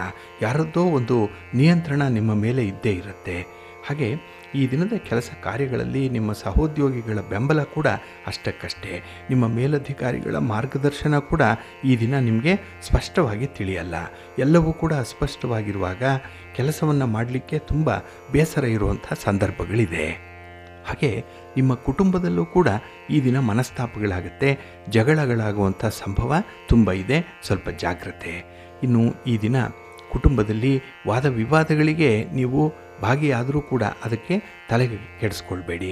ಯಾಕೆ ಅಂತ ಹೇಳಿದ್ರೆ ನೀವು ಎಷ್ಟರ ಮಟ್ಟಿಗೆ ಆ ಕೆಲಸಕ್ಕೆ ಒತ್ತು ಕೊಡ್ತೀರೋ ಅಷ್ಟು ನಿಮಗೆ ಹಿನ್ನಡೆಯನ್ನು ತರುತ್ತೆ, ನೋವನ್ನು ತರುತ್ತೆ. ಹಾಗಾಗಿ ಅಲ್ಲಿಗೆ ಅಂಥ ವಿಚಾರಗಳನ್ನು ಬಿಡುವಂಥದ್ದು ಉತ್ತಮ. ಇನ್ನು ಈ ದಿನ ನಿಮ್ಮ ಬಾಯಿಗೆ ಮತ್ತು ಈ ಜಠರಕ್ಕೆ ಸಂಬಂಧಪಟ್ಟಂತಹ ರೋಗಗಳಿಂದ ಬಳಸುವಂಥ ಸಾಧ್ಯತೆ ಇರುತ್ತೆ. ಹಾಗಾಗಿ ನಿಮ್ಮ ಆಹಾರ ವಿಹಾರಾದಿಗಳ ಕಡೆ ಸ್ವಲ್ಪ ಗಮನ ಕೊಡಿ. ವೈದ್ಯರನ್ನು ಭೇಟಿ ಮಾಡಿ ಅವರ ಸಲಹೆಯನ್ನು ಪಡ್ಕೊಂಡು ಮುಂದುವರಿಯುವಂಥದ್ದು ಉತ್ತಮ. ಹಾಗೆ ಈ ದಿನ ತುಂಬ ಸಮಾಧಾನಕರವಾಗಿ ಇರಬೇಕು. ಯಾವುದೇ ಸಂದರ್ಭದಲ್ಲೂ ಕೂಡ ಕೋಪ ಮಾಡಿಕೊಳ್ಳುವಂಥದ್ದು, ನಿಮ್ಮ ಅಸಹನೆಯನ್ನು ವ್ಯಕ್ತಪಡಿಸುವಂಥ ಪ್ರಯತ್ನವನ್ನು ಮಾಡಬೇಡಿ. ನಗ್ನಗ್ತಾ ಇರಿ, ಒಳ್ಳೆಯದಾಗತ್ತೆ. ನಿಮ್ಮ ಮನೆ ದೇವರನ್ನು ಸ್ಮರಣೆ ಮಾಡ್ತಾಯಿರಿ. ಹಾಗೆ ಭಕ್ತಿಯಿಂದ ಈ ದಿನ ಸುಬ್ರಹ್ಮಣ್ಯ ಸ್ತೋತ್ರವನ್ನು ಹೇಳ್ಕೊಳ್ಳಿ, ಒಳ್ಳೆಯದಾಗತ್ತೆ. ನಿಮ್ಮ ಅದೃಷ್ಟದ ಬಣ್ಣ ಕೆಂಪು, ಅದೃಷ್ಟದ ದಿಕ್ಕು ಪೂರ್ವ ದಿಕ್ಕು, ಅದೃಷ್ಟ ಸಂಖ್ಯೆ 1. ತುಲಾರಾಶಿ. ತುಲಾರಾಶಿಯವರಿಗೆ ಈ ದಿನ ಪರಿಪೂರ್ಣವಾದಂತಹ ದಿನ. ಏಕೆಂದರೆ ಚಂದ್ರ ಈ ದಿನ ಕಳತ್ರ ಸ್ಥಾನದಲ್ಲಿದ್ದಾನೆ, 7ನೇ ಮನೆಯಲ್ಲಿ ಚಂದ್ರ.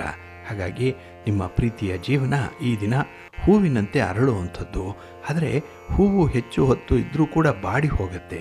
ಹಾಗಾಗಿ ಬಾಡದೇ ಇರುವಂತೆ, ನಿಮ್ಮ ಜೀವನದಲ್ಲಿ ಆಸಕ್ತಿಯನ್ನು ಕಳೆದುಕೊಳ್ಳದೇ ಇರುವಂತೆ ಕೆಲವೊಂದು ಕ್ರಮಗಳನ್ನು ನೀವು ಅನುಸರಣೆ ಮಾಡಬೇಕಾಗತ್ತೆ. ಹಾಗಾಗಿ ಇತರರನ್ನು ನಂಬಿ ಮೋಸ ಹೋಗೋದಕ್ಕಿಂತ ನಿಮ್ಮ ಸ್ವಂತ ಶಕ್ತಿಯ ಬಲದಿಂದ ಕೆಲಸಗಳನ್ನು ಆರಂಭ ಮಾಡಿ. ಸಾಧ್ಯ ಆದಷ್ಟು ಈ ದಿನ ಶಿಸ್ತು ಸಂಯಮಕ್ಕೆ ಒಳಪಡುವಂಥದ್ದು ತುಂಬ ಉತ್ತಮ. ನಿಮ್ಮ ಆಹಾರ ವಿಹಾರಾದಿಗಳ ಕಡೆ ಸ್ವಲ್ಪ ಗಮನವನ್ನು ಕೊಡಬೇಕಾಗತ್ತೆ. ಹಾಗೆ ಈ ದಿನ ಸಾಮಾಜಿಕ ಚಟುವಟಿಕೆಗಳಲ್ಲಿ ತೊಡಗಿಸ್ಕೊಳ್ಳುವಂಥದ್ದು, ನಿಮ್ಮ ಸ್ಥಾನಮಾನವನ್ನು ಹೆಚ್ಚಿಸಿಕೊಳ್ಳುವಂಥ ಸಾಧ್ಯತೆ ಕೂಡ ಈ ದಿನ ಇದೆ. ಹಾಗೆ ಅನಾವಶ್ಯಕವಾಗಿ ಮಾತಾಡಿ ಎಲ್ಲೋ ಒಂದು ಕಡೆ ತೊಂದರೆಗೆ ಒಳಗಾಗ್ತೀರಿ. ಹಾಗಾಗಿ ಮಾತಿನಲ್ಲಿ ಮಿತಿ ಇರಲಿ ಈ ದಿನದಲ್ಲಿ. ಇನ್ನು ಈ ದಿನ ನಿಮ್ಮ ಕಾಳಜಿ, ನಿಮ್ಮ ಕಳಕಳಿ ಸಂಪಾದನೆಯತ್ತ ಇರುವಂಥದ್ದು. ಹಾಗೆ ಈ ದಿನದಲ್ಲಿ ಯಾವುದೇ ಅಪೂರ್ಣವಾಗಿರುವಂಥ ಕೆಲಸ ಕಾರ್ಯಗಳನ್ನು ಪೂರ್ಣ ಆಗುವಂಥ ಒಂದು ಪ್ರಯತ್ನ ಮಾಡಿ. ಇನ್ನು ಈ ದಿನ ನಿಮ್ಮ ಬುದ್ಧಿವಂತಿಕೆ ಏನಿದೆ, ನಿಮ್ಮ ಅನುಭವ ಏನಿದೆ, ಅದನ್ನು ಹಣಕಾಸಿನ ಲೇವಾದೇವಿ ವ್ಯವಹಾರಗಳ ಸಂದರ್ಭದಲ್ಲಿ ತೋರಿಸಬೇಕಾಗತ್ತೆ. ಹಾಗೆ ಈ ದಿನ ಅವಕಾಶ ಇಲ್ಲದಂತಹ ಒಂದು ಜಾಗಕ್ಕೆ ಹೋಗುವಂಥ ಹಂಬಲವನ್ನು ವ್ಯಕ್ತಪಡಿಸಬೇಡಿ. ಎಲ್ಲಿಗೆ ನಿಮ್ಮ ಮನಸ್ಸು ಹಾತೊರೀತಾ ಇರುತ್ತೆ. ಯಾವ ಕೆಲಸವನ್ನು ಮಾಡಬೇಕು ಅಂತ ಹೇಳಿ ತುಂಬ ಇಷ್ಟಪಡ್ತೀರಿ, ಅಂಥದ್ರಲ್ಲಿ ಸ್ವಲ್ಪ ನಿಯಂತ್ರಣವನ್ನು ತಂದುಕೊಳ್ಳುವಂಥದ್ದು ತುಂಬ ಸೂಕ್ತ. ನಿಮ್ಮ ಮನೆ ದೇವರನ್ನು ಸ್ಮರಣೆ ಮಾಡಿಕೊಳ್ಳಿ, ಶಿವ ಪಾರ್ವತಿಯರ ದರ್ಶನ ಮಾಡಿಕೊಳ್ಳಿ, ಮಹಾಲಕ್ಷ್ಮಿಯನ್ನು ಮಹಾವಿಷ್ಣುವನ್ನು ಈ ದಿನ ಪ್ರಾರ್ಥನೆ ಮಾಡ್ತಾಯಿರಿ, ಒಳ್ಳೆಯದಾಗತ್ತೆ. ನಿಮ್ಮ ಅದೃಷ್ಟದ ಬಣ್ಣ ಕೆಂಪು, ಅದೃಷ್ಟದ ದಿಕ್ಕು ಪೂರ್ವ ದಿಕ್ಕು, ಅದೃಷ್ಟ ಸಂಖ್ಯೆ 1. ವೃಶ್ಚಿಕ ರಾಶಿ. ವೃಶ್ಚಿಕ ರಾಶಿಯವರಿಗೆ ಈ ದಿನ 6ರಲ್ಲಿ ಚಂದ್ರ ಇರುವಂಥ ದಿನ, ತುಂಬ ಸಕಾರಾತ್ಮಕವಾದಂಥ ದಿನ, ಧನಾತ್ಮಕ ಆಲೋಚನೆಗಳಿರುವಂಥ ದಿನ. ನಿಮ್ಮ ಬಂಧುಗಳು ಮಿತ್ರರು ನಿಮ್ಮನ್ನು ಅಡ್ಡದಾರಿ ಹಿಡಿಸುವಂಥ ಒಂದು ಪ್ರಯತ್ನದಲ್ಲಿರ್ತಾರೆ, ಒತ್ತಡವನ್ನು ತರ್ತಾರೆ, ದಾಕ್ಷಿಣ್ಯಕ್ಕೆ ಒಳಗಾಗುವಂಥ ಸಂದರ್ಭ ಕೂಡ ಬರುತ್ತೆ. ಆದರೆ ಅದೆಲ್ಲವನ್ನು ಮೀರಿ ನೀವು ನಿಮ್ಮತನಂತವನ್ನು ತೋರಿಸುವಂಥ ಒಂದು ಪ್ರಯತ್ನದಲ್ಲಿರ್ತೀರಿ. ನಿಮ್ಮ ಆತ್ಮವಿಶ್ವಾಸವನ್ನು ಹೆಚ್ಚಿಸುವಂಥ ಒಂದು ಪ್ರಯತ್ನ ಅದು. ಹಾಗಾಗಿ ಯಾರ ಮುಲಾಜಿಗೂ ಒಳಗಾಗದೇ ಇರುವಂಥ ಸಂದರ್ಭ ಇದು. ಹಾಗೆ ಈ ದಿನ ಕುಟುಂಬದಲ್ಲಿ ಭಿನ್ನಾಭಿಪ್ರಾಯಗಳು ಬಂದಾಗ ಅದನ್ನು ಸ್ವಲ್ಪ ಜಾಗ್ರತೆಯಿಂದ ಪರಿಹಾರ ಮಾಡಿಕೊಳ್ಬೇಕಾಗತ್ತೆ. ಏಕೆಂದರೆ ನೀವು ಹೇಳದೇ ಇರುವಂಥ ವಿಚಾರದ ಬಗ್ಗೆ ಅವರಿಗೆ ಸ್ವಲ್ಪ ಅನುಮಾನ ಇರುವಂಥದ್ದು. ಹಾಗಾಗಿ ನಿಮ್ಮ ಶಕ್ತಿ, ಸಾಮರ್ಥ್ಯ, ವಿವೇಚನೆ, ಹಾಗೆ ನಿಮ್ಮ ಒಂದು ದೂರದರ್ಶಿತ್ವ, ಇದೆಲ್ಲದರ ಆಧಾರದಿಂದ ಈ ಸಂದರ್ಭದಲ್ಲಿ ನೀವು ತೀರ್ಮಾನವನ್ನು ಕೈಗೊಳ್ಳಬೇಕಾಗತ್ತೆ. ಇನ್ನು ಕೆಲವು ವಿಚಾರಗಳಲ್ಲಿ ಕೂಡಲೇ ಪರಿಹಾರವನ್ನು ಕಂಡುಹಿಡಿಕೊಳ್ಳುವಂಥದ್ದು, ನಂತರದ ಸಂದರ್ಭದಲ್ಲಿ ನೀವು ಅದನ್ನು ಮುಂದಕ್ಕೆ ಹಾಕುವಂಥ ಒಂದು ಪ್ರಯತ್ನವನ್ನು ಮಾಡಬೇಡಿ. ಸಮಸ್ಯೆ ಇದ್ದರೆ ಆದಷ್ಟು ಬೇಗ ಅದಕ್ಕೆ ಪರಿಹಾರ ಅನ್ನುವಂಥದ್ದು ಆಗಬೇಕು. ಹಾಗೆ ಈ ದಿನ ನಿಮ್ಮ ವಿರೋಧಿಗಳು ನಿಮ್ಮ ದಿಕ್ಕನ್ನು ಬದಲಿಸುವಂಥ ಸಾಧ್ಯತೆ ಇರೋದರಿಂದ ಬೇರೆಯವರ ಮಾತಿಗೆ ಈ ದಿನ ಬೆಲೆ ಕೊಡಬೇಡಿ. ಯಾವುದೇ ವಿಚಾರವನ್ನು ಕೂಡ ತುಂಬ ಪ್ರಾಕ್ಟಿಕಲ್ಲಾಗಿ ನೋಡೇ ತೀರ್ಮಾನವನ್ನು ಕೈಗೊಳ್ಳಬೇಕಾಗತ್ತೆ. ಇನ್ನು ಈ ದಿನ ಹಣದ ದುಂದು ವೆಚ್ಚ ಆಗುವಂಥ ಸಾಧ್ಯತೆ ಇರುತ್ತೆ, ಸ್ವಲ್ಪ ನಿಯಂತ್ರಣ ಮಾಡಿಕೊಳ್ಳಿ. ನಿಮ್ಮ ಮನೆ ದೇವರನ್ನು ಸ್ಮರಣೆ ಮಾಡ್ತಾಯಿರಿ. ಮಹಾಲಕ್ಷ್ಮಿಯನ್ನು ಆರಾಧನೆ ಮಾಡಿಕೊಳ್ಳಿ, ಒಳ್ಳೆಯದಾಗತ್ತೆ. ನಿಮ್ಮ ಅದೃಷ್ಟದ ಬಣ್ಣ ಗುಲಾಬಿ, ಅದೃಷ್ಟದ ದಿಕ್ಕು ಉತ್ತರ ದಿಕ್ಕು, ಅದೃಷ್ಟ ಸಂಖ್ಯೆ 1. ಧನುರಾಶಿ. ಧನುರಾಶಿಯವರಿಗೆ ಈ ದಿನ ಪಂಚಮದಲ್ಲಿ ಚಂದ್ರ ಇರುವಂಥ ದಿನ, ಪೂರ್ವ ಪುಣ್ಯ ಸ್ಥಾನ ಇದು. ಆದ್ದರಿಂದಲೇ ಈ ದಿನ ಮಕ್ಕಳ ಸಲುವಾಗಿ ನೀವು ತುಂಬ ಚಿಂತೆಗೆ ಒಳಗಾಗುವಂಥ ಸಾಧ್ಯತೆ ಇದೆ. ಹಾಗೆ ಮಕ್ಕಳು ನಿಮ್ಮ ಭಾವನೆಯನ್ನು ಅರ್ಥ ಮಾಡಿಕೊಳ್ಳಲ್ಲ. ಹಾಗಾಗಿ ಸುಮ್ಮನೆ ಈ ದಿನ ವಾದ ವಿವಾದಗಳಲ್ಲಿ ತೊಡಗುವಂಥ ಸಾಧ್ಯತೆಗಳು ಜಾಸ್ತಿ ಇರುತ್ತೆ. ಇನ್ನು ಈ ದಿನ ನಿಮ್ಮ ಒಂದು ಸಹನೆಯಿಂದ ನಿಮ್ಮ ಆಲೋಚನೆ ಏನಿದೆ ಅದರಲ್ಲಿ ವ್ಯವಹಾರವನ್ನು ನೀವು ಉತ್ತಮಗೊಳಿಸ್ಕೊಳ್ಳಿಕ್ಕೆ ಸಾಧ್ಯ ಇದೆ. ಹಾಗಾಗಿ ಈ ನಡತೆ, ಈ ಕ್ಯಾರೆಕ್ಟರ್ ಅನ್ನುವಂಥದ್ದು ಬಹಳ ಮುಖ್ಯವಾಗುತ್ತೆ ಈ ದಿನ. ಹಾಗೆ ಈ ದಿನ ನಿಮ್ಮ ಯಶಸ್ಸಿನ ಪ್ರಭಾವದಿಂದ ಗುರಿ ಸಾಧನೆ ಮಾಡುವಂಥ ಸಂದರ್ಭದಲ್ಲಿ ಏಕಾಗ್ರತೆಯನ್ನು ಕಳ್ಕೊಳ್ಳುವಂಥದ್ದು ಕೂಡ ಇದೆ. ಹಾಗಾಗಿ ನಿಮ್ಮನ್ನು ಈ ದಿನ ನಿಯಂತ್ರಣ ಮಾಡಿಕೊಳ್ಳೋದ್ರಿಂದ, ಹಾಗೆ ನಿಮ್ಮ ನೆರೆಹೊರೆಯವರಿಗೆ ಸಹಾಯ ಸಹಕಾರಗಳನ್ನು ನೀಡೋದ್ರಿಂದ ಉತ್ತಮ ಬಾಂಧವ್ಯವನ್ನು ರೂಪಿಸ್ಕೊಳ್ಬೋದು. ಹಾಗಾಗಿ ಅಂಥ ಒಂದು ಸಂದರ್ಭ ಬಂದರೆ ನೀವೇ ಮುಂದೆ ಹೋಗಿ ಸ್ವತಃ ಈ ವಿಚಾರಗಳನ್ನು ತಿಳಿಸುವಂಥದ್ದು ಉತ್ತಮ. ಇನ್ನು ಈ ದಿನದಲ್ಲಿ ಈ ಸ್ತ್ರೀ ವರ್ಗದವರಿಗೆ ಸ್ವಲ್ಪ ಒತ್ತಡಗಳು ಉಂಟಾಗುವಂಥದ್ದು ಇದೆ. ಅದರಲ್ಲೂ ಈ ವ್ಯವಹಾರದಲ್ಲಿ ಈ ದಿನ ನಿಮಗೆ ಯಾವುದೇ ರೀತಿಯ ಲಾಭ ಇಲ್ಲ, ಬದಲಿಗೆ ನಷ್ಟಗಳೇ ಜಾಸ್ತಿ ಆಗುವಂಥದ್ದಿದೆ. ಹಾಗಾಗಿ ಅನಾವಶ್ಯಕವಾಗಿ ವೆಚ್ಚವನ್ನು ಕೂಡ ಈ ದಿನ ನೀವು ಕಡಿಮೆ ಮಾಡಬೇಕಾಗತ್ತೆ. ಇನ್ನು ಈ ದಿನ ಅನಾವಶ್ಯಕವಾದಂತಹ ಒಂದು ಖರ್ಚಿಗೆ ಆಸ್ಪದ ಕೊಡಬೇಡಿ. ಹಾಗೆ ನಿಮ್ಮ ಇಷ್ಟ ದೇವರನ್ನು ಈ ದಿನ ದರ್ಶನ ಮಾಡುವಂಥದ್ದು, ನಿಮ್ಮ ಇಷ್ಟ ದೇವರಿಗೆ ಅಥವಾ ಮನೆ ದೇವರಿಗೆ ಈ ದಿನ ಸ್ವಲ್ಪ ಮುಡಿಪನ್ನು ಕಟ್ಟಿಡುವಂಥದ್ದನ್ನು ಮಾಡಿ, ಒಳ್ಳೆಯದಾಗುತ್ತೆ. ನಿಮ್ಮ ಅದೃಷ್ಟದ ಬಣ್ಣ ಹಳದಿ, ಅದೃಷ್ಟದ ದಿಕ್ಕು ಈಶಾನ್ಯ ದಿಕ್ಕು, ಅದೃಷ್ಟ ಸಂಖ್ಯೆ 1. ಮಕರ ರಾಶಿ. ಮಕರ ರಾಶಿಯವರಿಗೆ ಈ ದಿನ ಚತುರ್ಥದಲ್ಲಿ ಚಂದ್ರ ಇರುವಂಥ ದಿನ. ಹಾಗಾಗಿನೇ ಮಿಶ್ರ ಫಲಗಳಿರುತ್ತೆ. ಕಾರ್ಯಕ್ಷೇತ್ರದಲ್ಲಿ ಈ ದಿನ ತುಂಬ ಒತ್ತಡಗಳು ಕೂಡ ಇರುತ್ತೆ. ಹಾಗೆ ಈ ದಿನ ಸ್ವಲ್ಪ ಮಟ್ಟಿಗೆ ಬದಲಾವಣೆ ಆಗಬೇಕಾಗಿರುವಂಥದ್ದು ನೀವು ಮತ್ತು ನಿಮ್ಮ ಅಭಿಪ್ರಾಯ. ಜಗತ್ತು ಇದ್ದಕ್ಕೆ ಇರಲಿ, ಅದಕ್ಕೆ ಯಾವುದೇ ರೀತಿಯ ದುರಸ್ತಿ ಮಾಡಲಿಕ್ಕೆ ನಿಮ್ಮಿಂದ ಸಾಧ್ಯ ಆಗಲ್ಲ. ಬದಲಿಗೆ ನಿಮ್ಮಲ್ಲಿ ಒಂದು ಒಳ್ಳೆಯ ತನವನ್ನು ರೂಢಿಸ್ಕೊಳ್ಳಿಕ್ಕೆ ಅವಕಾಶ ಸಿಕ್ಕುವಂಥ ಸಂದರ್ಭ ಇದು. ಹಾಗೆ ಈ ದಿನ ನಿಮ್ಮ ಪಾಲಿಗೆ ಬಂದಂಥ ಕೆಲಸ ಕಾರ್ಯಗಳನ್ನು ಸಾಧನೆ ಮಾಡಿ ತೋರಿಸ್ತೀರಿ.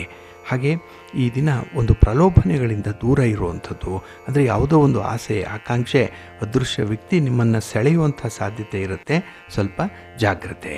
ಹಾಗೆ ಈ ದಿನ ನಿಮ್ಮ ಒಂದು ವಿದೇಶದ ಪ್ರವಾಸ ಇರ್ಬೋದು, ಹೈಯರ್ ಎಜುಕೇಷನ್ ಬಗ್ಗೆ ಪ್ರಯಾಣ ಇರ್ಬೋದು, ಇಂಥದ್ರಲ್ಲಿ ಒಂದು ಸಿಹಿ ಸುದ್ದಿಯನ್ನು ಕೇಳುವಂಥ ಸಾಧ್ಯತೆ ಇದೆ.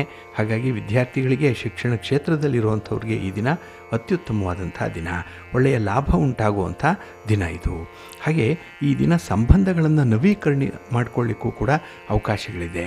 ಭಿನ್ನಾಭಿಪ್ರಾಯ ಇರುವಂಥ ಸಂದರ್ಭದಲ್ಲಿ ದೂರವಾಗಿರುವಂಥ ಈ ಒಂದೇ ವೇದಿಕೆ ನಿಮ್ಮಲ್ಲಿ ಒಂದು ಹೊಸ ಇನ್ಸೈಟನ್ನು ತರುತ್ತೆ, ಹೊಸ ಹೊಸ ಆಲೋಚನೆಗಳನ್ನು ಸೃಷ್ಟಿ ಮಾಡುತ್ತೆ. ಹಾಗೆ ಈ ದಿನದಲ್ಲಿ ನಿಮ್ಮ ಒಂದು ಅಭಿಪ್ರಾಯಕ್ಕೆ ಯಾರದ್ದೇ ಒಂದು ತಕರಾರು ಬಂದರೆ ಅದನ್ನು ಮತ್ತೊಮ್ಮೆ ಪರಿಶೀಲನೆ ಮಾಡಿ ಮುಂದುವರಿಯುವಂಥದ್ದು ಉತ್ತಮ. ನಿಮ್ಮ ಇಷ್ಟ ದೇವರನ್ನು ಆರಾಧನೆ ಮಾಡ್ತಾಯಿರಿ. ಹಾಗೆ ಭಕ್ತಿಯಿಂದ ಈ ದಿನ ಸುಬ್ರಹ್ಮಣ್ಯ ಸ್ತೋತ್ರವನ್ನು ಹೇಳ್ಕೊಳ್ಳಿ, ಒಳ್ಳೆಯದಾಗುತ್ತೆ. ಅಶ್ವತ್ಥ ವೃಕ್ಷ ಪ್ರದಕ್ಷಿಣೆ ಮಾಡಿ ಉತ್ತಮ ಫಲ ನಿಮಗೆ ಸಿಕ್ಕತ್ತೆ. ನಿಮ್ಮ ಅದೃಷ್ಟದ ಬಣ್ಣ ತಿಳಿ ಹಸಿರು, ಅದೃಷ್ಟದ ದಿಕ್ಕು ಈಶಾನ್ಯ ದಿಕ್ಕು, ಅದೃಷ್ಟ ಸಂಖ್ಯೆ 1. ಕುಂಭರಾಶಿ. ಕುಂಭರಾಶಿಯವರಿಗೆ ಈ ದಿನ ಮಾನಸಿಕವಾಗಿ ತೃಪ್ತಿ ಇರುವಂಥ ದಿನ. ಏಕೆಂದರೆ ಕೆಲವೊಂದು ಕೆಲಸ ಕಾರ್ಯಗಳು ನೀವು ಆರಂಭ ಆದ ಮೇಲೆ ಸ್ವಲ್ಪ ನಿಧಾನ ಆದರೂ ಕೂಡ ಒಳ್ಳೆಯ ಫಲಿತಾಂಶವನ್ನು ತರ್ತಾ ಇದೆ. ಹಾಗಾಗಿ ಸಮಸ್ಯೆಗಳ ಪರಿಹಾರ ಮಾಡಿಕೊಳ್ಳಿಕ್ಕೆ ಈ ದಿನ ನಿಮಗೆ ಸಂಪನ್ಮೂಲಗಳು ಚೆನ್ನಾಗಿದೆ. ಹಾಗೆ ಈ ದಿನದಲ್ಲಿ ಹಿರಿಯರನ್ನು, ರಾಜಕಾರಣಿಗಳನ್ನು ಭೇಟಿ ಮಾಡುವಂಥದ್ದು, ಅವರಿಂದ ಒಂದು ಸಲಹೆ ಸಹಕಾರಗಳನ್ನು ಪಡ್ಕೊಳ್ಳುವಂಥದ್ದು ಕೂಡ ಇರುತ್ತೆ. ಇದರಿಂದ ಮನಸ್ಸಿಗೆ ಸಮಾಧಾನ. ಇನ್ನು ಈ ದಿನದಲ್ಲಿ ನಿಮ್ಮ ಪ್ರೀತಿ ಪಾತ್ರರು, ನಿಮ್ಮ ಪತಿ ಅಥವಾ ನಿಮ್ಮ ಪತ್ನಿ, ಇವರ ವಿಚಾರದಲ್ಲಿ ಸ್ವಲ್ಪ ಕಾಳಜಿಯನ್ನು ವಹಿಸಬೇಕಾಗತ್ತೆ. ಹಾಗೆ ಈ ದಿನ ನಿಮ್ಮ ನೆಚ್ಚಿನ ಗುರುಗಳಾಗಲಿ ಹಿರಿಯರಾಗಲಿ ಅವರ ಮುಂದೆ ನೀವು ಮಾಡಿರುವಂಥ ತಪ್ಪೇನಿದೆ ಅದನ್ನು ಒಪ್ಪಿಕೊಳ್ಳುವಂಥದ್ದು ನಿಮಗೆ ಪಶ್ಚಾತ್ತಾಪವನ್ನು ಕಡಿಮೆ ಮಾಡಿಬಿಡುತ್ತೆ. ಹಾಗಾಗಿ ಈ ಜವಾಬ್ದಾರಿಯನ್ನು ವರ್ಗಾಯಿಸುವಂಥ ಒಂದು ಕೆಲಸವನ್ನು ಆದಷ್ಟು ಬೇಗ ಮಾಡಿ. ಇನ್ನು ಈ ದಿನ ಎಲ್ಲವೂ ಉತ್ತಮವಾಗಿದ್ದರೂ ಕೂಡ ನಿಮ್ಮ ವ್ಯವಹಾರದಲ್ಲಿ ಸ್ವಲ್ಪ ಸವಾಲುಗಳನ್ನು ಎದುರಿಸಬೇಕಾಗತ್ತೆ. ಹಾಗಾಗಿ ಚಾಲೆಂಜಸ್ ಬಂದಾಗಲೇ ಈ ಕೆಲಸವೂ ಸಾಕು, ಈ ಒಂದು ಪ್ರಯತ್ನವೂ ಸಾಕು ಅಂತ ಹೇಳಿ ನಿರ್ಲಿಪ್ತತೆಯನ್ನು ಹೊಂದುವಂಥ ಸಾಧ್ಯತೆ ಇರುತ್ತೆ. ಹಾಗೆ ಈ ದಿನ ನಿಮ್ಮ ಶಕ್ತಿ ಸಾಮರ್ಥ್ಯಕ್ಕೆ ಮೀರಿದಂತಹ ಕೆಲಸಕ್ಕೆ ಕೈ ಹಾಕಬೇಡಿ. ನಿಮಗೆ ನಿಮ್ಮ ಪ್ರಯತ್ನದಲ್ಲೇ ಕೆಲವೊಂದು ದೋಷಗಳಿದೆ, ಮೊದಲು ಅದರ ಪರಿಹಾರ ಮಾಡಿಕೊಳ್ಳಿ, ನಂತರ ನಿಮ್ಮ ಪ್ರಯತ್ನ ಮುಂದುವರಿಸಿ. ನಿಮ್ಮ ಮನೆ ದೇವರನ್ನು ಈ ಸಂದರ್ಭದಲ್ಲಿ ಸ್ಮರಣೆ ಮಾಡಿಕೊಳ್ಳಿ, ದರ್ಶನ ಮಾಡಿಕೊಳ್ಳಿ, ಒಳ್ಳೆಯದಾಗತ್ತೆ. ನಿಮ್ಮ ಅದೃಷ್ಟದ ಬಣ್ಣ ನೇರಳೆ, ಅದೃಷ್ಟದ ದಿಕ್ಕು ಈಶಾನ್ಯ ದಿಕ್ಕು, ಅದೃಷ್ಟ ಸಂಖ್ಯೆ 2. ಮೀನರಾಶಿ. ಮೀನರಾಶಿಯವರಿಗೆ ಈ ದಿನ ಬಹಳ ವಿಶೇಷವಾದಂಥ ದಿನ, ಅದರಲ್ಲೂ ದ್ವಿತೀಯ ಸ್ಥಾನದಲ್ಲಿ ಚಂದ್ರ ಇರುವಂಥ ದಿನ. ಈ ಒಂದು ಹಿನ್ನೆಲೆಯಲ್ಲಿ ಕುಟುಂಬದಲ್ಲಿ ಹಣಕಾಸಿನ ನೆರವನ್ನು ಪಡ್ಕೊಳ್ಳುವಂಥದ್ದು ಕೂಡ ಇದೆ.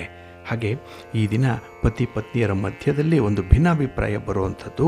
ಹಾಗಾಗಿ ಕುಟುಂಬಸ್ಥರಿಗಾಗಿ, ಕುಟುಂಬದಲ್ಲಿರುವಂಥ ಮೂರನೆಯ ವ್ಯಕ್ತಿಗಾಗಿ ಈ ದಿನ ನೀವು ಸ್ವಲ್ಪ ಪ್ರಯತ್ನಪಟ್ಟು ಈ ಮಾತನ್ನಾಗಲಿ ಅಥವಾ ನಿಮ್ಮ ಅಭಿಪ್ರಾಯವನ್ನಾಗಲಿ ಹೇರಲಿಕ್ಕೆ ಮುಂದಾಗ್ತೀರಿ. ಇಲ್ಲಿ ನಿಮಗೆ ಸ್ವಲ್ಪ ಹಿನ್ನಡೆ ಉಂಟಾಗುತ್ತೆ. ಹಾಗೆ ಮೂರನೆಯ ವಿಚಾರಕ್ಕೆ ಈ ದಿನ ಹೆಚ್ಚು ತಲೆ ಕೆಡಿಸ್ಕೊಳ್ಬೇಡಿ. ಇನ್ನು ಈ ದಿನ ನೀವು ಮಾಡುವಂತಹ ಕೆಲಸ ಕಾರ್ಯಗಳಿಗೆ ಅನುಭವಸ್ಥರ ಒಂದು ಸಹಾಯ ಸಲಹೆಗಳು ಸಿಕ್ಕುವಂಥದ್ದು ಕೂಡ ಇದೆ. ಹಾಗಾಗಿ ಜಾಗೃತರಾಗಿ ಇಂಥ ಕೆಲಸಗಳನ್ನು ನೀವು ಮುಂದುವರಿಸಿ. ಇನ್ನು ನಿಮ್ಮ ಕೆಲಸದ, ಅದರಲ್ಲೂ ಹೊಸ ಕೆಲಸದ ಆರಂಭದ ಬಗ್ಗೆ ಯಾರೊಂದಿಗೂ ಕೂಡ ಚರ್ಚಿಸಬೇಡಿ ಈ ದಿನದಲ್ಲಿ. ಹಾಗೆ ಈ ದಿನ ನಿಮ್ಮ ಕೆಲಸ ಕಾರ್ಯಗಳಿಂದ ಸ್ವಲ್ಪ ಮಟ್ಟಿನ ತೊಂದರೆಗಳನ್ನು ಅನುಭವಿಸಬೇಕಾಗತ್ತೆ. ಅದರಲ್ಲೂ ಉದ್ಯೋಗ ಕ್ಷೇತ್ರದಲ್ಲಿ ನಿಮ್ಮ ಮೇಲೆ ಒಂದು ನಕಾರಾತ್ಮಕವಾದಂಥ ಮಾತುಗಳು ಕೇಳಿ ಬರ್ಬೋದು. ಎಲ್ಲೋ ಒಂದು ಕಡೆ ಆ ಮಾತುಗಳೇ ಮುಳುವಾಗುವಂಥ ಸಾಧ್ಯತೆ ಇರುತ್ತೆ. ಸ್ವಲ್ಪ ಜಾಗೃತರಾಗಿರಿ. ಇನ್ನು ಈ ದಿನ ಪ್ರತಿ ಕೆಲಸದಲ್ಲೂ ಕೂಡ ನಿಮ್ಮ ಬುದ್ಧಿವಂತಿಕೆಯನ್ನು ಅಪ್ಲೈ ಮಾಡಬೇಕು. ನಿಮ್ಮ ಒಂದು ಅನುಭವವನ್ನು ಅಲ್ಲಿ ತೋರಿಸ್ಬೇಕು. ಅದಕ್ಕಾಗಿಯೇ ಈ ದಿನ ನಿಮ್ಮ ಮನೆ ದೇವರನ್ನು ಸ್ಮರಣೆ ಮಾಡ್ತಾಯಿರಿ. ಹಾಗೆ ಭಕ್ತಿಯಿಂದ ಈ ದಿನ ನೀವು ಆಂಜನೇಯ ಸ್ತೋತ್ರವನ್ನು ಹೇಳ್ಕೊಳ್ಳಿ, ಹನುಮಾನ್ ಚಾಲೀಸನ್ನು ಹೇಳ್ಕೊಳ್ಳಿ, ಒಳ್ಳೆಯದಾಗತ್ತೆ. ನಿಮ್ಮ ಅದೃಷ್ಟದ ಬಣ್ಣ ಕೇಸರಿ, ಅದೃಷ್ಟದ ದಿಕ್ಕು ಈಶಾನ್ಯ ದಿಕ್ಕು, ಅದೃಷ್ಟ ಸಂಖ್ಯೆ 2.